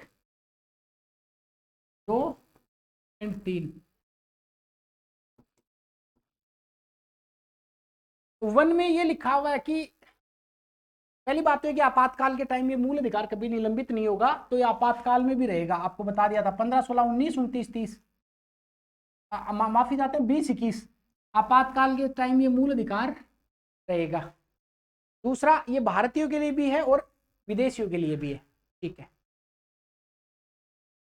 अब अपन देखते हैं कि यहाँ पे तीन बातें हैं जिनका आपको ध्यान रखना है। पहली में लिखा हुआ कि नो पोस्ट फैक्टो लॉ, इसका मतलब ये है कि पूर्व पद कानून प्रभाव यहाँ पे लागू नहीं होगा। तो आपको मैं ऐसे समझाता हूं कि जैसे किसी व्यक्ति ने, अच्छे समझ लेना इसको, पूर्व पद कानून प्रभाव, पूर्व पद कानून प्रभाव, अर्थात पहले के कानून के अनुसार सजा नहीं सुनाई जाएगी। पूर्व पद कानून प्रभाव अर्थात पहले के कानून के आधार पर आपको सजा नहीं सुनाई जाएगी। नो पोस्ट फैक्टो लॉ, इसका मतलब यह है कि मान लेते हैं कि किसी व्यक्ति ने 2020 में कोई क्राइम किया, 2020 में, और मान लेते हैं कि उसने बैंक को लूटा, बैंक लूट लिया। 2020 में जो बैंक लूटने की जो सजा थी वो थी 5 वर्ष, एग्जाम्पल दे रहा हूं, है ना, एग्जाम्पल 5 वर्ष की सजा। इस व्यक्ति ने 2020 में बैंक लूटा और 2020 में इसको गिरफ्तार कर लिया बैंक लूटते ही। जनरली लूटने वाले गिरफ्तार हो ही जाते हैं, सबके मन में भ्रम होता है कि वो बचे रहेंगे, पर गिरफ्तार तो होना ही होता है। इसको गिरफ्तार कर लिया 2020 में, और गिरफ्तार करते ही सजा थोड़ी सुनाते हैं, 1-2 साल लगती है उसके मामले का ट्रायल चलते, ऐसा मान लो। अब इसको सजा सुना रहे हैं 2021 में। 2020 के इसने मान लो जनवरी में बैंक लूटा और 2020 जुलाई में सरकार ने यह कर दिया कि अब बैंक लूटने वाले को फांसी की सजा होगी। तो ध्यान से सुनना इस बात को, अब फांसी की सजा होगी। इसने जनवरी में बैंक लूटा, जुलाई में सरकार ने रूल बदल दिया कि अब बैंक लूटने वालों को फांसी की सजा होगी। इसकी 2021 में अब सजा सुनानी है, तो इसको बताओ फांसी की सजा सुनाई जाएगी। अब बैंक लूटने की सजा फांसी है, इसने अपराध किया उस टाइम में 5 साल थी, तो इसको किस आधार पर सजा सुनाएंगे बताओ। यस, जिस समय इसने अपराध किया था उस आधार पर इसको सजा सुनाई जाएगी। इसका मतलब इसकी सजा 5 साल ही होगी। इसको बोलते हैं नो पोस्ट फैक्टो लॉ, पूर्व पद कानून प्रभाव यहाँ पे नहीं होगा। पर ये केवल क्रिमिनल मैटर में है, सिविल मामलों में नहीं है। सिविल मामलों में रेट्रोस्पेक्टिव इफेक्ट से भी आप पे सजा सुनाई जा सकती है। तो 20(1) में क्या समझे, मैं इसको अपनी भाषा में लिख देता हूं। अब इसका मतलब यह है, जिस समय अपराध किया, जिस समय अपराध, उसी के अनुसार सजा, उसी के अनुसार सजा। अपवाद क्या है इसका, अपवाद, अपवाद यहाँ पे ये सिविल मामलों में ये नहीं लागू होगा।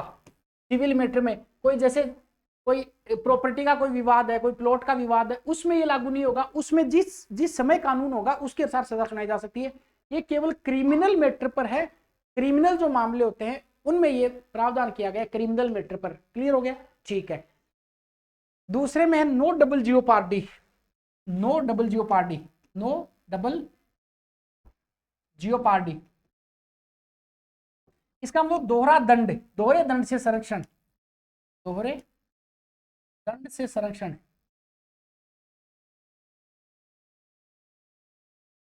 एक छोटी सी कहानी सुनाता हूं, इससे आपको पूरी बात समझ में आ जाएगी।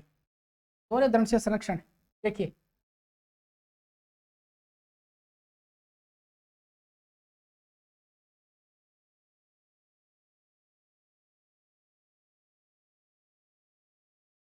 यस, दोहरे दंड से संरक्षण। यहाँ पे ये लिखा हुआ है कि जैसे मैं आपको एक कहानी सुना देता हूँ, कोई हॉलीवुड की मूवी मुझे कुछ याद आ रही, 1 मिनट में बता देता हूँ आपको, ये क्लियर हो जाएगा दोहरे दंड से संरक्षण क्या होता है। एक वाइफ और हस्बैंड थे, और बहुत ऐसे मेरी भाषा में इसको मोल्ड करके बता रहा हूँ 1 मिनट में। एक वाइफ और हस्बैंड थे, और हस्बैंड ने, वाइफ ने अपनी कोई इंश्योरेंस वगैरह करा रखी थी। हस्बैंड अपने दोस्त के साथ मिलकर प्लान कर लिया कि मैं अगर मरा हुआ साबित हो जाऊं, मैं अगर मर जाऊं, मान लेते हैं कि इस प्रकार का है, शायद मैं इसको भूल रहा हूं, वापस से आपको सुनाता हूँ कहानी कि वाइफ, हस्बैंड और उसका दोस्त, ये 3 लोग थे इस कहानी में, ऐसा समझते हैं। और इसमें हस्बैंड ने ये कहा कि अपने दोस्त से कि ऐसा कर लेते हैं, मैं मरा हुआ साबित हो जाता हूं, ऐसा कि मैं मरा हूं, और ब्लेम मेरी वाइफ पे डाल देते हैं, ठीक है। तो वो जैसे भी मैनेज करके वो ये साबित हो गया कि ये आदमी मर गया जबकि वो जीवित था, और वाइफ को पकड़ लिया और उसको सजा सुना दी 10 साल की, एग्जाम्पल दे रहा हूं, सजा कितनी थी उसको छोड़िए। वाइफ 10 साल जेल में रह के आई, वाइफ को पता कि ये मरा नहीं, इसने तो गेम खेला मेरे साथ में।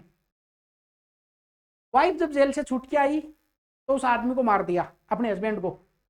वापस पुलिस पकड़ने आई, और पुलिस जब पकड़ के लेके गई तो कोर्ट में उस महिला ने कहा कि सर, इसको मारने की सजा तो मैंने पहले ही काट ली, तो मैं फ्री हो जाऊंगी, तो फ्री हो गई। इसका मतलब क्या निकला? इसका मतलब नो डबल जियोपार्डी, एक अपराध के लिए आपको एक बार सजा है।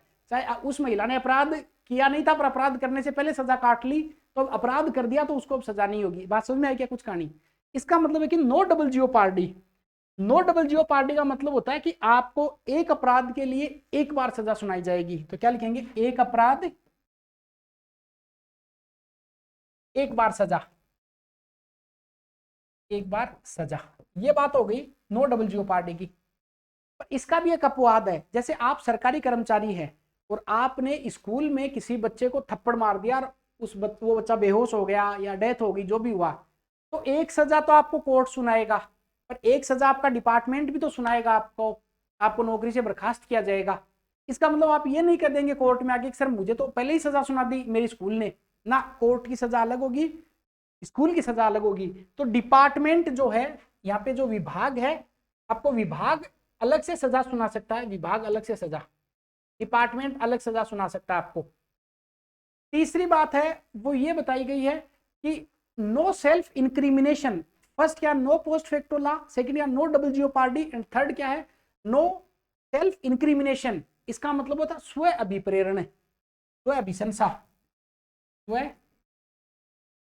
अभिशंसा। इसका मतलब ये है स्व अभिशंसा का कि व्यक्ति को खुद के खिलाफ गवाही देने के लिए बाध्य नहीं किया जाएगा। इंटरेस्टिंगली बताता हूं आपको इसको, स्वयं के विरुद्ध गवाही।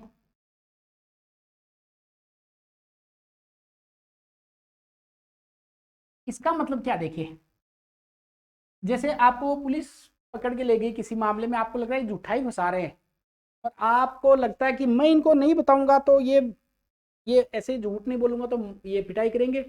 आप भले हाँ कर लो पुलिस के सामने। आप अगर मैं आज जाके ये कहूँ कि मैंने किसी व्यक्ति का, फलाने व्यक्ति का मर्डर किया है, तो पुलिस को जाके साफ साफ कह दूं, चाहे मेरी वीडियो रिकॉर्डिंग कर लीजिए, चाहे मेरा स्टेटमेंट ले लीजिए, और मैंने कह दिया, कर दिया, और मुझे कोर्ट में ले गए, तो क्या आपको लगता है मुझे सजा हो जाएगी? नहीं, नहीं हो सकती। यस, यही यहाँ पे है स्वयं के विरुद्ध गवाही। हो सकता है मैंने किसी प्रेशर में बोल रहा हूँ, आपके सामने मैं कुछ बात बोल रहा हूँ, आपको इधर का थोड़ी दिखाई दे रहा है। हो सकता है कोई मेरी तरफ गन लेके कोई खड़ा हो और ये कह रहा हूँ तुम ये बोलो या ये पढ़ाओ, वही पढ़ा रहा हूँ मैं, तो आपको तो केवल मेरी स्क्रीन दिख रही है, तो वीडियो रिकॉर्डिंग की बात कहाँ सच होती है? सारी की सारी बात समझ में आ गई ना? ठीक ऐसे ही अगर आप वो पुलिस के सामने जाके किसी चीज को स्वीकार कर लेते हो, अब पुलिस की अगली ड्यूटी क्या वो सुनिए। जैसे एक इंडिविजुअल यहाँ पे पर्सन है, एक व्यक्ति है, व्यक्ति गया पुलिस के पास और इधर कोर्ट है। इस व्यक्ति ने कह दिया कि मैंने मर्डर किया मेरी वाइफ का, तो केवल ये बोल देना ही सजा का आधार नहीं है। अब कोर्ट इस पुलिस वालों को क्या कहेगा कि ये आदमी कह रहा है मैंने वाइफ का मर्डर किया है, अब सबूत ढूंढ के लाओ, किससे मर्डर किया है? तो बोले साहब चाकू से। चाकू कहाँ मिलेगा? बोले मैंने वहां पे फेंक दिया। वहां जाएंगे, चाकू ढूंढेंगे, चाकू पे फिंगरप्रिंट किसके आ रहे हैं, नहीं आ रहे हैं, कोई गवाह है या नहीं है, ये सारी चीज देखी जाएगी। इसलिए यहाँ पे कोर्ट ने प्रोटेक्ट किया है कि साहब अगर कोई व्यक्ति उसको खुद के विरुद्ध गवाही से संरक्षण है, आप अगर खुद अपनी गवाही दे भी दोगे तो कोई फर्क नहीं पड़ना है। ये मैं आपको पहले क्लियर कर दूं। आप कुछ भी बोल सकते हैं, आपकी बात की कोई वैल्यू नहीं है पुलिस के सामने, आप कुछ भी बोल सकते हैं, आप कुछ भी कह सकते हैं। सबूत चाहिए उसके लिए, गवाह चाहिए उसके लिए। मैं ये कह दूंगा सर मैंने 4 साल पहले मर्डर किया था, मुझे भले ही पुलिस गिरफ्तार करके ले जाए, पर मेरा अपराध सिद्ध करने के लिए पुलिस को पसीने आ जाएंगे, पुलिस को सारे के सारे सबूत गवाह इकट्ठे करने पड़ेंगे, तो मेरी सजा होगी। आपने दृश्य मूवी देखी होगी, आप उसको थोड़ा इमेजिन कर लीजिए कि अगर कोई व्यक्ति है उसने ये स्वीकार भी कर लिया कि मैंने मर्डर किया है, और सामने वाले को पता भी है किसने मर्डर किया है, पुलिस को भी पता है, कोर्ट को भी पता है, और उसको खुद को भी पता है, फिर भी सबूत चाहिए क्योंकि मेरी गवाही मेरी बात का कोई वैल्यू यहाँ पे नहीं है। इसको बोलते हैं नो सेल्फ इंक्रिमिनेशन। यस, स्वयं के विरुद्ध गवाही से संरक्षण। बट एक बात और याद रखना, आप गवाही देने के लिए तो आपको कोई टॉर्चर नहीं करेगा, चाहे मर्डर किया हो नहीं किया हो, चोरी की हो नहीं की हो। पर एक बात याद रखनी, आपके ब्लड सैंपल या फिर कोई डीएनए सैंपल ये लिए जा सकते हैं। जैसे जैसे कोई मैंने कहा या नहीं कहा, मेरी बात की वैल्यू नहीं है, पर पुलिस को कहीं ऐसा सस्पेक्ट हुआ कि जहां पे डेड बॉडी थी वहां पे कुछ मेरे बाल के निशान पड़े हैं। अब पुलिस को मैच करना है कि ये मेरे बाल का निशान है नहीं है, तो पुलिस मेरे ब्लड सैंपल को या मेरे सीमन सैंपल को या फिर मेरे डीएनए सैंपल को पुलिस ले सकती है। वहां पे आप मना नहीं कर सकते साहब ना ना ये मेरा तो गवाही ले रहे हैं आप, गवाही का अधिकार नहीं है। पुलिस अपनी प्रोसीडिंग्स में कार्यवाही में आपसे कुछ सैंपल्स वगैरह ले सकती है। अब एक बहुत बड़ा डिबेट है इसको लेकर, नार्को टेस्ट को लेकर, ब्रेन मैपिंग को लेकर, लाइव डिटेक्टर जो टेस्ट किया जाता है, झूठ बोलने वाली मशीन, तो इस पे कभी बाद में बात करेंगे। पर इसको लेकर सुप्रीम कोर्ट ने क्या कहा है, ये किस परिस्थिति में किए जा सकते हैं, कब किए जा सकते हैं, कब नहीं किए जा सकते, ये भी बाद की बात है। पर आप यहाँ पे क्या याद रखेंगे, स्वयं के विरुद्ध गवाही से आपको क्या मिला हुआ है, संरक्षण मिला हुआ है, ये भी आपको एक छूट है। बट इसके अपवाद क्या हो गए, यस आपका ब्लड सैंपल लिया जा सकता है, आपका डीएनए सैंपल लिया जा सकता है, आपका सीमन सैंपल लिया जा सकता है, ये सैंपल आपसे लिए जा सकते हैं। तो क्या क्या सीख लिया अपन ने, 20 में कितनी बातें सीख ली, 20 में अपन ने 3 बातें सीख ली। सबसे पहले पहले नो पोस्ट फैक्टोला, इंग्लिश में लिख रहा हूं, post no post facto law facto law. दूसरी no double jeopardy, no double jeopardy. तीसरी no self incrimination, no self incrimination. इसका मतलब पूर्व पद से सजा नहीं होगी। अपवाद क्या है, सिविल मामले, दोहरे दंड से संरक्षण है पर विभाग आपको सजा दे सकता है, खुद के विरुद्ध गवाही से आपको संरक्षण मिला हुआ है पर आपके सैंपल लिए जा सकते। ये बात होगी 20 में। अब बात करते हैं 21 की, बहुत इंटरेस्टिंग है, बहुत मजा आने वाला है, बहुत सारी चीजें आप 21 में सीखने को आपको मिलेंगी। 21 की बात कर लेते, तब तक आप इसको उतारना चाहें तो इसको उतार सकते हैं, इधर वाले को उतार लीजिए थोड़ा सा। चल अब गवाही से संरक्षण है, और पर क्या लिया जा सकता है, आपका सैंपल वगैरह लिए जा सकते हैं।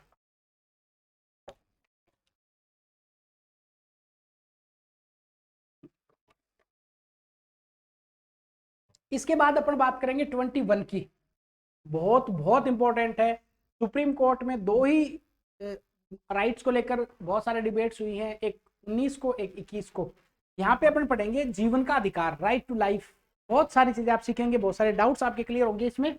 राइट टू लाइफ, जीवन का अधिकार, इसको मैं पहले शुद्ध हिंदी में लिखता हूँ। राइट टू लाइफ को लिखता हूँ प्राण व दैहिक स्वतंत्रता, प्राण व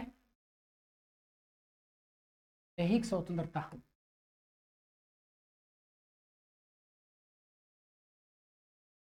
प्राण व दैहिक स्वतंत्रता, देखिए इसका मतलब क्या है, इसका मतलब ये है कि प्राण व दैहिक स्वतंत्रता, right to life and liberty, right to life and liberty and personal liberty, प्राण व दैहिक स्वतंत्रता। अब इसमें इसको अपन 2-3 भागों में बांट के पढ़ेंगे। सबसे पहले पढ़ेंगे प्राण व दैहिक स्वतंत्रता का मतलब कि लाइन लिखते ही आपके एक बात समझ में आ जाएगी। ये अनुच्छेद 21 है, प्राण व दैहिक स्वतंत्रता। यहाँ पे एक लाइन लिखता हूं, उसके बाद इसको टुकड़ों में तोड़ देंगे कि किसी व्यक्ति को व्यक्ति क्यों लिख रहा हूं, नागरिक क्यों नहीं लिख रहा हूं, क्योंकि सभी को प्राप्त है, भारतीयों को भी विदेशियों को भी। व्यक्ति को विधि द्वारा स्थापित प्रक्रिया के अतिरिक्त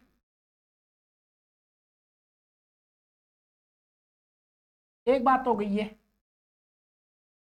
कि किसी भी व्यक्ति को विधि द्वारा स्थापित प्रक्रिया के अतिरिक्त प्राण व दैहिक स्वतंत्रता से वंचित नहीं किया जाएगा। तो दूसरी बात क्या होगी, एक बात ये हो गई, ये इसलिए लिख रहा हूं क्योंकि इनमें बहुत सारे पेज पड़ेंगे आगे। दूसरी बात हो गई, वंचित नहीं किया जाएगा, प्राण व दैहिक स्वतंत्रता से वंचित नहीं किया जाएगा, वंचित नहीं किया जाएगा।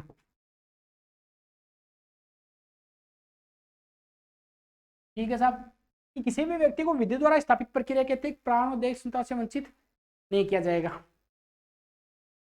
इसका मतलब क्या है, इसका मतलब ये है कि सबसे पहले तो आपको ये समझना है साधारण भाषा में कि किसी व्यक्ति की आप ऐसे जान नहीं ले सकते, प्राणों की स्वतंत्रता उसको मिलेगी। इसका मतलब ये है कि एक व्यक्ति है, उसको जीवन का अधिकार होगा, जीने का अधिकार है, आप उसके जीवन को अधिकार को छीन नहीं सकते किसी भी कंडीशन में। एक कंडीशन है वो विधि द्वारा स्थापित प्रक्रिया। इसको मैं बहुत साधारण भाषा में बताऊं तो मान लो भारत में फांसी की सजा एक वैलिड है कि आप रेयरेस्ट ऑफ रेयर मामलों में किसी को कैपिटल पनिशमेंट दे सकते हैं, दुर्लभ से दुर्लभतम से दुर्लभ मामलों में आप किसी व्यक्ति को फांसी की सजा दे सकते हैं।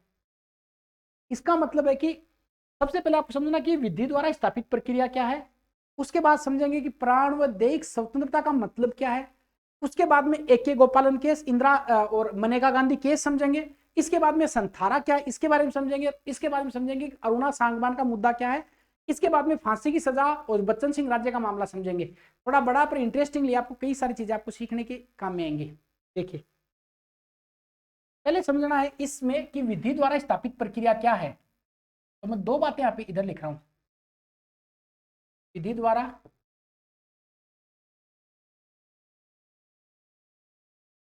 स्थापित प्रक्रिया और एक है विधि की सम्यक प्रक्रिया। इसको इंग्लिश में बोलेंगे प्रोसीजर स्टेब्लिश बाय लॉ और इसको बोलेंगे ड्यू प्रोसेस ऑफ लॉ। ठीक है, विधि द्वारा स्थापित प्रक्रिया और विधि की सम्यक प्रक्रिया। मैं बहुत साधारण भाषा में आपको एक बात समझाता हूँ। विधि द्वारा स्थापित प्रक्रिया का जो कॉन्सेप्ट है वो यूके से लिया गया है, यूनाइटेड की मतलब ब्रिटेन से लिया गया है। ये कॉन्सेप्ट ये कहता है कि संसद ने अगर कानून बनाया ना तो सुप्रीम कोर्ट किसी भी मामले का आपको पता है कि न्यायिक पुनरावलोकन कर सकता है। तो सुप्रीम कोर्ट जब भी न्यायिक पुनरावलोकन करेगा इसमें यह देखेगा केवल और केवल कि इसमें विधि द्वारा स्थापित प्रक्रिया मतलब जो प्रोसीजर सेट किया गया, 3 चरण होते हैं, मैं आपको आगे बढ़ाऊंगा कि संसद में लॉ कैसे पास होता है। फर्स्ट रीडिंग होती है, सेकंड रीडिंग होती है, थर्ड रीडिंग होती है। तो सुप्रीम कोर्ट अगर किसी देश में ये व्यवस्था है, सुप्रीम कोर्ट इतना ही देखेगा कि संसद ने जब कानून बनाया है तो उसका प्रोसीजर सही से फॉलो वाक नहीं हुआ है, बस। इधर देखते हैं विधि की सम्यक प्रक्रिया। विधि की सम्यक प्रक्रिया, विधि की सम्यक प्रक्रिया का मतलब ये होता है कि कानून बनाते टाइम उसके पीछे का इंटेंशन क्या था। इंटेंशन मतलब लॉ मेकर्स का पर्टिकुलर कानून के पीछे का इंटेंशन जांचने का काम यहाँ पे है। तो इसका इरादा क्या था लॉ मेकर्स का, अर्थात नेचुरल जस्टिस का पालन हुआ कि नहीं हुआ, प्राकृतिक न्याय, नेचुरल जस्टिस। देखिए बहुत साधारण भाषा में मतलब यहाँ पे देखा जाएगा कि साहब जुडिशियल रिव्यू करते टाइम ये देखेंगे कि कानून बनाने के पीछे का मकसद क्या है। यहाँ पे देखेंगे कि प्रक्रिया केवल फॉलो नहीं हुई। ये यूएसए का कॉन्सेप्ट है, अमेरिका का कॉन्सेप्ट है। आपको पता है ना कि ये कहा गया है कि विश्व में सबसे जो ताकतवर संसद है वो ब्रिटेन की पार्लियामेंट है। ब्रिटेन की पार्लियामेंट स्त्री को पुरुष और पुरुष को स्त्री बना लिया, सब कुछ कर सकती है। सुप्रीम कोर्ट पास पावर ही नहीं बचा उधर जुडिशियल रिव्यू का, क्योंकि यहाँ पे केवल वो चेक करना कि विधि द्वारा स्थापित प्रक्रिया है कि नहीं है। भारत में क्या है, भारत में लिखा हुआ तो है विधि द्वारा स्थापित प्रक्रिया, पर सुप्रीम कोर्ट जब भी जुडिशियल रिव्यू करता है वो उसके पीछे का इंटेंशन नेचुरल जस्टिस को जरूर देखता है। इसलिए भारत में न्यायिक पुनरावलोकन का स्कोप बहुत वाइड है। आपको मैं बता दूं थोड़ा सा, बात समझ में आ गई। अगली बात है कि साहब नेचुरल जस्टिस का कॉन्सेप्ट भारत में देखा जाता है। प्रक्रिया और इंटेंशन दोनों देखे जाएंगे यहाँ पे कि प्रक्रिया ठीक पालन हुआ कि नहीं हुआ और लॉ मेकर का इंटेंशन क्या है। आप सोचोगे ये रामायण क्यों बता रहे हैं, ये आरएस मेंस के लिए आपको परीक्षा में ध्यान में रखना है। दूसरा क्वेश्चन पूछे कि विधि द्वारा स्थापित प्रक्रिया कहां से ली गई है, आप कहना सर ब्रिटेन से, और ये कहे कि विधि की सम्यक प्रक्रिया वो अमेरिका से। क्यों, देखो ये लिखा हुआ है कि किसी भी व्यक्ति को विधि द्वारा स्थापित प्रक्रिया के अतिरिक्त, इसका मतलब ये लाइन लिखी हुई है अपने यहाँ, जबकि असल में अपने आप फॉलो किसको किया जाता है, सम्यक प्रक्रिया को। बात समझ में आ गई क्या, ठीक है। इसमें यह कहा गया कि एक व्यक्ति का जो डिग्निटी है, लाइफ है, जीवन है, प्राण, देह स्वतंत्रता है, उसको आप वंचित नहीं कर सकते उस व्यक्ति को उस मामले से। पर यहां पे मैं दो बातें बहुत क्लियर कर दूं कि प्राणों की स्वतंत्रता और एक देहिक स्वतंत्रता, ये बांटना बड़ी मूर्खता है, पर फिर भी मैं आपको एक चीज सिखाने के लिए इसको बांट रहा हूं। प्राणों की स्वतंत्रता और देहिक स्वतंत्रता, इसका मतलब ये है कि आपकी बॉडी की स्वतंत्रता होगी, इधर प्राणों की। ये लिखना सही नहीं है, पर आपको याद करवाने के लिए, एक व्यक्ति को अच्छा जीवन जीने के लिए क्या क्या चाहिए, शुद्ध हवा चाहिए, पानी चाहिए, रोटी चाहिए, कपड़ा चाहिए, मकान चाहिए, पढ़ाई चाहिए, दवाई चाहिए, सब आपको मिलेगा राज्य की तरफ से। ये इसमें है, पर्यावरण का अधिकार है, पानी का अधिकार है, नींद का अधिकार है, सारे के सारे राइट यहाँ पे आपको याद रखना है प्राणों की स्वतंत्रता में। यस, और दैहिक स्वतंत्रता में क्या है, इसका मतलब है कि एक फांसी की प्रक्रिया भारत में ऐसी है, इसके अलावा आपकी बॉडी को कोई नुकसान नहीं पहुंचा सकता, आप खुद भी नहीं पहुंचा सकते। यस, तो प्यार में नस वस काट लेते हैं और काट लेते हैं। अगर मामला चला गया पुलिस के पास में तो आईपीसी का सेक्शन 309 था, अभी तो उसको नल एंड वॉइड कर दिया। अगर कोई व्यक्ति, अगर इसे एक लाइन समझ में आ जाएगी, मैं बोल रहा हूं, बहुत ध्यान से सुनना है। अगर कोई व्यक्ति सुसाइड करते टाइम पकड़ा गया, थोड़े से दिनों पहले की बात है, अब नहीं, अब तो इसको नलीफाई कर दिया। अगर कोई व्यक्ति पंखे के लटक रहा था और इतने मान लो पुलिस आ गई, मामला कोर्ट में चला गया, तो बीच बात एफआईआर लॉन्च होगी।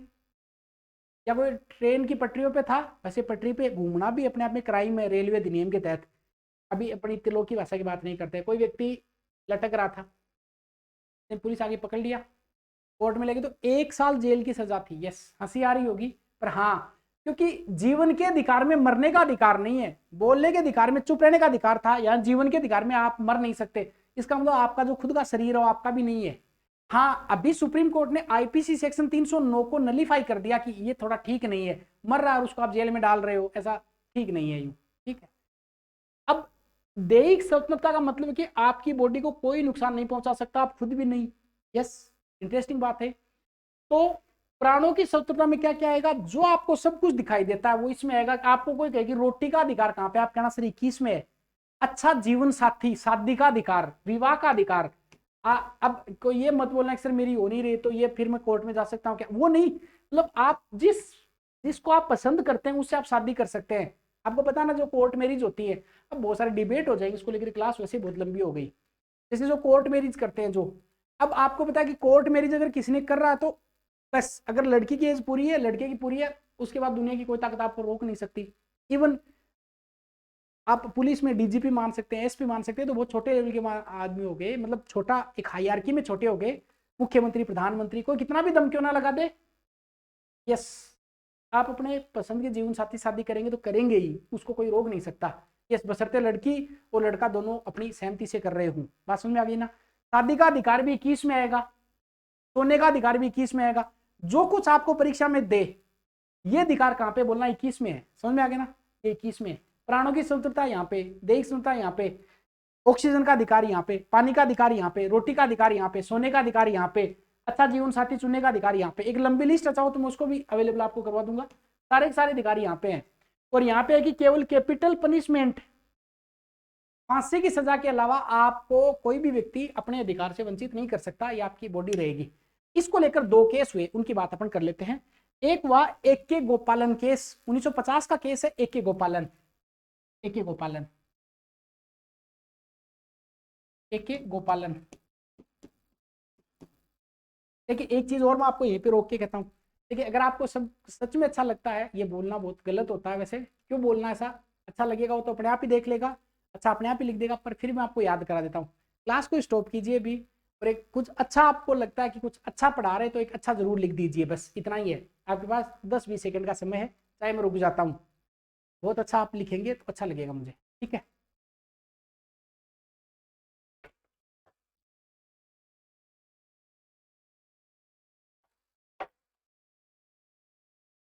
ए के गोपालन, ये 1950 का मामला, 1950 का। और आपने इवन बहुत सारे लोगों ने तो ये भी देखा होगा कि जो अच्छा कमेंट करते हैं, मतलब उसको इवन पब्लिक जो टेलीग्राम से 11-12 हजार लोग जुड़े, मतलब उसको पब्लिकली उसको क्योंकि मुझे ऐसे अप्रिसिएशन मिलता है तो उसको टेलीग्राम पे भी डालता हूँ इवन, अच्छे कमेंट मुझे जो लगते हैं, ठीक है। तो इसके लिए दो मामले हुए, एक हुआ ए के गोपालन का मामला और दूसरा हुआ है मनेका गांधी। वो किताबों में मेनका लिखा हुआ भाई, मेनका उनका शादी के पहले का नाम था, फिर iron lady not happy with the name, तो उन्होंने कहा कि मेनका नहीं मनेका करते हैं, तो मनेका गांधी है, पर आप मेनका लिख सकते हैं भले ही। मनेका गांधी बात, मनेका, मनेका गांधी पहले नाम मेनका, पर शादी के बाद में उनकी जैसे शादी हुई उसके बाद में संजय गांधी के साथ उनका नाम जुड़ने के साथ उसका नाम मनेका गांधी हो गया। ठीक है, आप लिख लो जो भी लिख रहा है। एक के गोपालन केस में सुप्रीम कोर्ट ने कहा कि जीवन के अधिकार में केवल जीने का अधिकार है, आप नॉर्मल लाइफ जी सकते हैं, मतलब जीने का अधिकार है, बाकी इंटरप्रिटेशन इसका बड़ा नहीं किया। तो यहां पे जो इसकी व्याख्या सुप्रीम कोर्ट ने की, सीमित करी कि जीवन का अधिकार में ओके जी सकते हैं, जानवर जी रहे वैसे आप भी जी सकते हैं, उसमें क्या बड़ी बात है। मनेका गांधी जी विदेश जा रहे थे, इसकी कहानी का आपको पता ही होगा, नहीं पता तो बाद में कभी डिस्कस करेंगे। पासपोर्ट वगैरह छीन लिया था, उसके बाद मामला सुप्रीम कोर्ट में चला गया। इस सुप्रीम कोर्ट ने बड़ी व्याख्या दी कि जीवन के अधिकार में केवल ऐसे जानवरों की तरह लाइफ जीना नहीं है, एक डिग्निटीफुल लाइफ जीना, मतलब इसका मतलब है कि गरिमापूर्ण जीवन जीना। यहाँ पे केवल जीवन जीने का मतलब जीवन जीना, जीवन जीना, यहाँ पे केवल जीवन जीना नहीं, यहाँ पे गरिमापूर्ण जीवन जीना, गरिमापूर्ण जीवन, इसका मतलब डिग्निटीपूर्ण लाइफ जीना। इस केस में सुप्रीम कोर्ट ने इसकी व्याख्या में कह दिया, इसका मतलब ड्यू प्रोसेस यहाँ पे फॉलो हुई, यहाँ पे प्रोसीजर स्टेब्लिश बाय लॉ और यहाँ पे due process of law follow हुई। क्वेश्चन पूछे मनेका गांधीवाद और ए के गोपाल केस का संबंध किससे है, आप कहना सर इसका संबंध है वो अनुच्छेद 21 से है, अपने पसंद के व्यक्ति से शादी करना, अपनी पसंद की जगह घूमना, ये विदेश घूमने का अधिकार भी इसी में आएगा, याद रखना, विदेश घूमने का अधिकार। इसके अलावा आप एलजीबीटीज राइट अभी बहुत चर्चा में आ रहे हैं। एलजीबीटीज का मतलब पता ना आपको कि एल फॉर लेस्बियन होता है, टी फॉर गे होता है, टी फॉर ट्रांसजेंडर होते हैं, बाइसेक्सुअल होते हैं, एलजीबीटी जो एक कम्युनिटी है, इसके लेकर जो अधिकारों का मुद्दा है ये भी इसी के तहत आएगा। क्योंकि ये अब आप आरएस मेंस देंगे या इंटरव्यू की तैयारी करेंगे, आईएएस देंगे, तब अपन इन मुद्दों पे डिस्कस करेंगे अच्छे से, इन अनुच्छेदों का आधार लेके। अभी आप केवल इतना रख लेना। ए के गोपालन केस में सुप्रीम कोर्ट ने क्या कहा कि साहब जीवन जीने का अधिकार में केवल जीवन जीने का अधिकार है, यहाँ पे कहा नहीं आपको गरिमापूर्ण जीवन जीने का अधिकार यहाँ पे शामिल है। अब दो केस और आपको बता देता हूं, एक होती है संथारा प्रथा, संथारा, 1 मिनट में डिस्कस करूंगा इसको संथारा को, और एक होता है यूथनेसिया, इच्छा मृत्यु, इच्छा मृत्यु। देखिए क्वेश्चन पूछे कि संथारा प्रथा का संबंध किससे, अनुच्छेद 21 से। संथारा या संलेखना इसको बोलते हैं, ये एक जैनों में प्रैक्टिस होती है, जो जैन लोग होते हैं उसमें एक एज के बाद में व्यक्ति खाना पीना सब कुछ बंद कर देता है और बैठ जाता है एक जगह। मान लो अब कोई व्यक्ति खाना पीना बंद कर देगा, केवल ऑक्सीजन पे जिंदा रहेगा, तो कितने दिन, 1 महीने 2 महीने, उसके बाद तो डेथ होनी है, तो इस व्यक्ति की डेथ हो जाएगी। तो इससे औरों को क्या दिक्कत है, दिक्कत है क्योंकि जीवन के अधिकार में मरने का अधिकार शामिल ही नहीं है। एक व्यक्ति, अब इसको आप किसी कम्युनिटी पे, मैं आपको ये नहीं कर रहा हूँ कि आप कोई जो लोग जेल लोग देख रहे हैं तो कम्युनिटी पे मेरा ऐसा कुछ नहीं, मैं ये बता रहा हूँ एक व्यक्ति जानबूझ के तो मर रहे हैं, एक खुद चाहे धर्म के नाम पे किसी पे खुद जानबूझ के मर रहे हैं, इसका मतलब ये खुद सुसाइड के बराबर कर रहे हैं, सुसाइड हो रहा है। सुसाइड करना अनुच्छेद 21 के तहत अवैध है, कर नहीं सकते। तो संथारा प्रथा जैनों में एक प्रचलित कॉमन प्रथा है, जिसके तहत व्यक्ति खाना पीना बंद कर देता है, और अगर व्यक्ति ने बंद कर दिया तो डेथ होनी है at the end of the day. इस मामले को लेकर राजस्थान हाईकोर्ट में चले गए लोग। भाई आप लोग बहुत खुश है कि आप मेरी क्लास देख रहे हैं, सुखी हैं, आपको खाना मिल रहा है, आपके पास एक अच्छा मोबाइल है, इंटरनेट है, आप क्लास देख रहे हैं, जीवन में एक अच्छे पद के लिए आप तैयारी कर रहे हैं। भारत में बहुत सारी अर्जियां इसलिए लगी हुई हैं कि उनको मरना है, अर्थात सुप्रीम कोर्ट में बहुत सारी फाइल पेंडिंग पड़ी है मरने को लेकर, लोग इच्छा मृत्यु मरना चाहते हैं। अब सोच के देखिए कि अपनी डेथ के लिए फाइल तैयार करके सुप्रीम कोर्ट में दे देना, इसका मतलब अपन बहुत सुखी और खुश लोग हैं कि अपन कम से कम अपने जीवन को जी तो रहे हैं, ठीक से जी रहे हैं, अच्छे से जी रहे हैं। सुप्रीम कोर्ट में इसलिए बहुत सारे मामले पेंडिंग पड़े कि उनको मरना, उन लोगों को कई कई हजारों फाइल पेंडिंग पड़ी हैं इच्छा मृत्यु को लेकर। आप सोच के देख लीजिए इस बात को। इसको लेकर हाईकोर्ट में लोग चले गए कि आप हमें मरने नहीं दे रहे हो, मतलब हम अगर मरना चाहें तो आप 1 साल जेल में डाल देंगे। और दूसरी बात यह कि यहाँ पे अगर कोई व्यक्ति जेल लोग कोई अगर संथारा कर रहे हैं तो आप उनको करने दे रहे हैं। हाईकोर्ट ने रोक लगा दी, राजस्थान हाईकोर्ट ने, अब कोई भी जेल संथारा करेगा तो अवैध होगा, जेल में डाल दिया जाएगा। मान लो जेल लोग सुप्रीम कोर्ट में चले गए। सुप्रीम कोर्ट ने इस मामले को स्टेटस क्यों कर दिया कि मतलब पहले की स्थिति बरकरार रख दी, हाईकोर्ट के निर्णय को रोक दिया, अब अभी की स्थिति एक बार पेंडिंग है। तो इस पर जब भी निर्णय आएगा अपन वापस देखेंगे कभी। तो संथारा प्रथा समझ में आ गया होगा। इच्छा मृत्यु ये बहुत इंटरेस्टिंग टॉपिक है। इच्छा मृत्यु, इसको इंग्लिश में यूथनेसिया बोलते हैं। इच्छा मृत्यु, इच्छा मृत्यु का मतलब होता है कि व्यक्ति जानबूझ के, और मतलब इसका मतलब ये है कि ऐसा व्यक्ति जो डेथ लेना चाहता है, कि वो मरना चाहता है, यूथनेसिया। अब मरना चाहता है, आपको लगेगा बड़ा अजीब है, मरना चाहता है, क्योंकि भारत में भाई सुसाइड करना या मरना तो अवैध है 309 के तहत। इसलिए यूथनेसिया का कॉन्सेप्ट है कि एक व्यक्ति इच्छा मृत्यु मांग रहा है, और ये इच्छा मृत्यु 2 प्रकार की होगी। एक होगी एक्टिव यूथनेसिया, एक्टिव, और एक होगा पैसिव यूथनेसिया, पैसिव।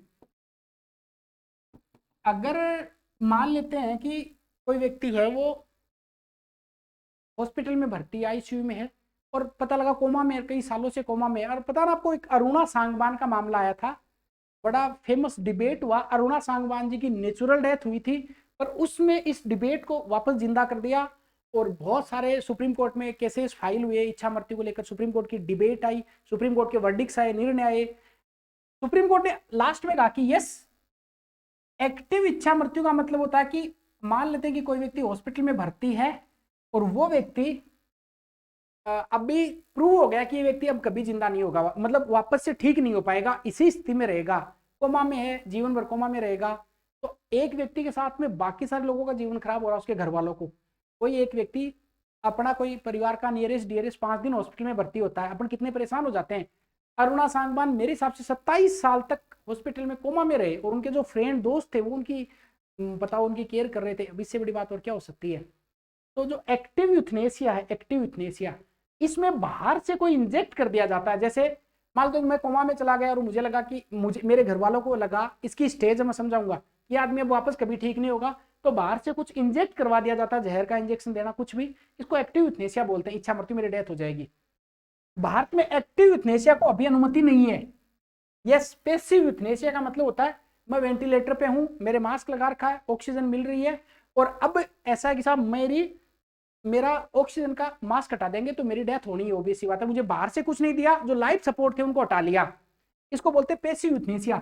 भारत में अभी पैसिव यूथनेसिया अलाउ है, पर ऐसे ही कोई किसी को नहीं मार सकता। इसके लिए 3 स्टेज फॉलो करनी पड़ती है।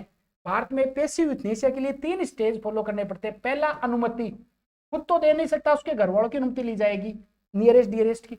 दूसरा, 3 डॉक्टर की एक कमेटी बनेगी, एक डॉक्टर नहीं 3 डॉक्टर, और वो लिख कर देंगे कि भारत में अब जो सिस्टम है, जिसके तहत जो अपना जो मेडिकल का जो सिस्टम है, इस मेडिकल सिस्टम इसके सामने फेल है, कि वापस आदमी कभी ठीक नहीं होगा, ये ऐसा ही रहेगा। तीसरा, फिर हाईकोर्ट के जजेज की कमेटी बनती है और वो निर्णय करती है, तो जाके भारत में पैसिव यूथनेसिया है। एक्टिव तो है ही नहीं, पैसिव है, तब उस व्यक्ति का लाइफ सपोर्ट हटाया जाता है। ये बहुत पेचीदी प्रक्रिया है, ये भी अनुच्छेद 21 से जुड़ी हुई है, क्योंकि मरने का अधिकार आपको ऐसे ही शामिल नहीं किया गया। तो क्वेश्चन पूछेगा इच्छा मृत्यु का संबंध किससे? अनुच्छेद 21 से। भारत में इच्छा मृत्यु तो भारत में पैसिव है। कितने प्रकार की होती है? 2 प्रकार की, एक्टिव और पैसिव। पैसिव में कितने चरण होते हैं? 3। पहले अनुमति ली जाती है घर वालों की, उसके बाद में 3 डॉक्टर की एक कमेटी बनेगी, फिर हाईकोर्ट के जजेज की कमेटी निर्णय करती है, तो फिर व्यक्ति की इच्छा मृत्यु उसको दी जाती है। ये हो गया अरुणा सांगवान। अब फांसी की सजा, ये मामला बच्चन सिंह का केस था, इस पे बात ज्यादा नहीं करेंगे। बच्चन सिंह केस में सुप्रीम कोर्ट ने ये कहा कि साहब रेयरेस्ट ऑफ रेयर जो मामले, इसमें व्यक्ति को फांसी की सजा देनी चाहिए, अदरवाइज नहीं देनी चाहिए। अब इंटरेस्टिंग बात है, तो डिबेट हो जाएगी, फांसी क्यों? मारने के तो और भी बहुत सारे तरीके हैं। जैसे भारत में अगर किसी व्यक्ति को किसने क्राइम किया है उसको मारना है, तो आप नॉर्मली एक जहर का इंजेक्शन लगा दीजिए, या फिर कोई इस प्रकार की टेबलेट दे दीजिए कि उसकी डेथ हो जाएगी। या फिर ऐसा क्यों कि चौराहे पे खड़ा करके पत्थर मार के उसको क्यों नहीं मार देते, करंट क्यों नहीं लगा देते, उसके फांसी क्यों दी जाती है, इस पर कभी बाद में डिबेट करेंगे। एक बात और, क्या फांसी की सजा किसी व्यक्ति को देना उचित है या अनुचित है, इस पर भी अपन कभी बाद में बात करेंगे। अभी बात करते हैं अपन अनुच्छेद 22 की जो अंतिम आज का, इसकी बात और अपन कर लेते हैं।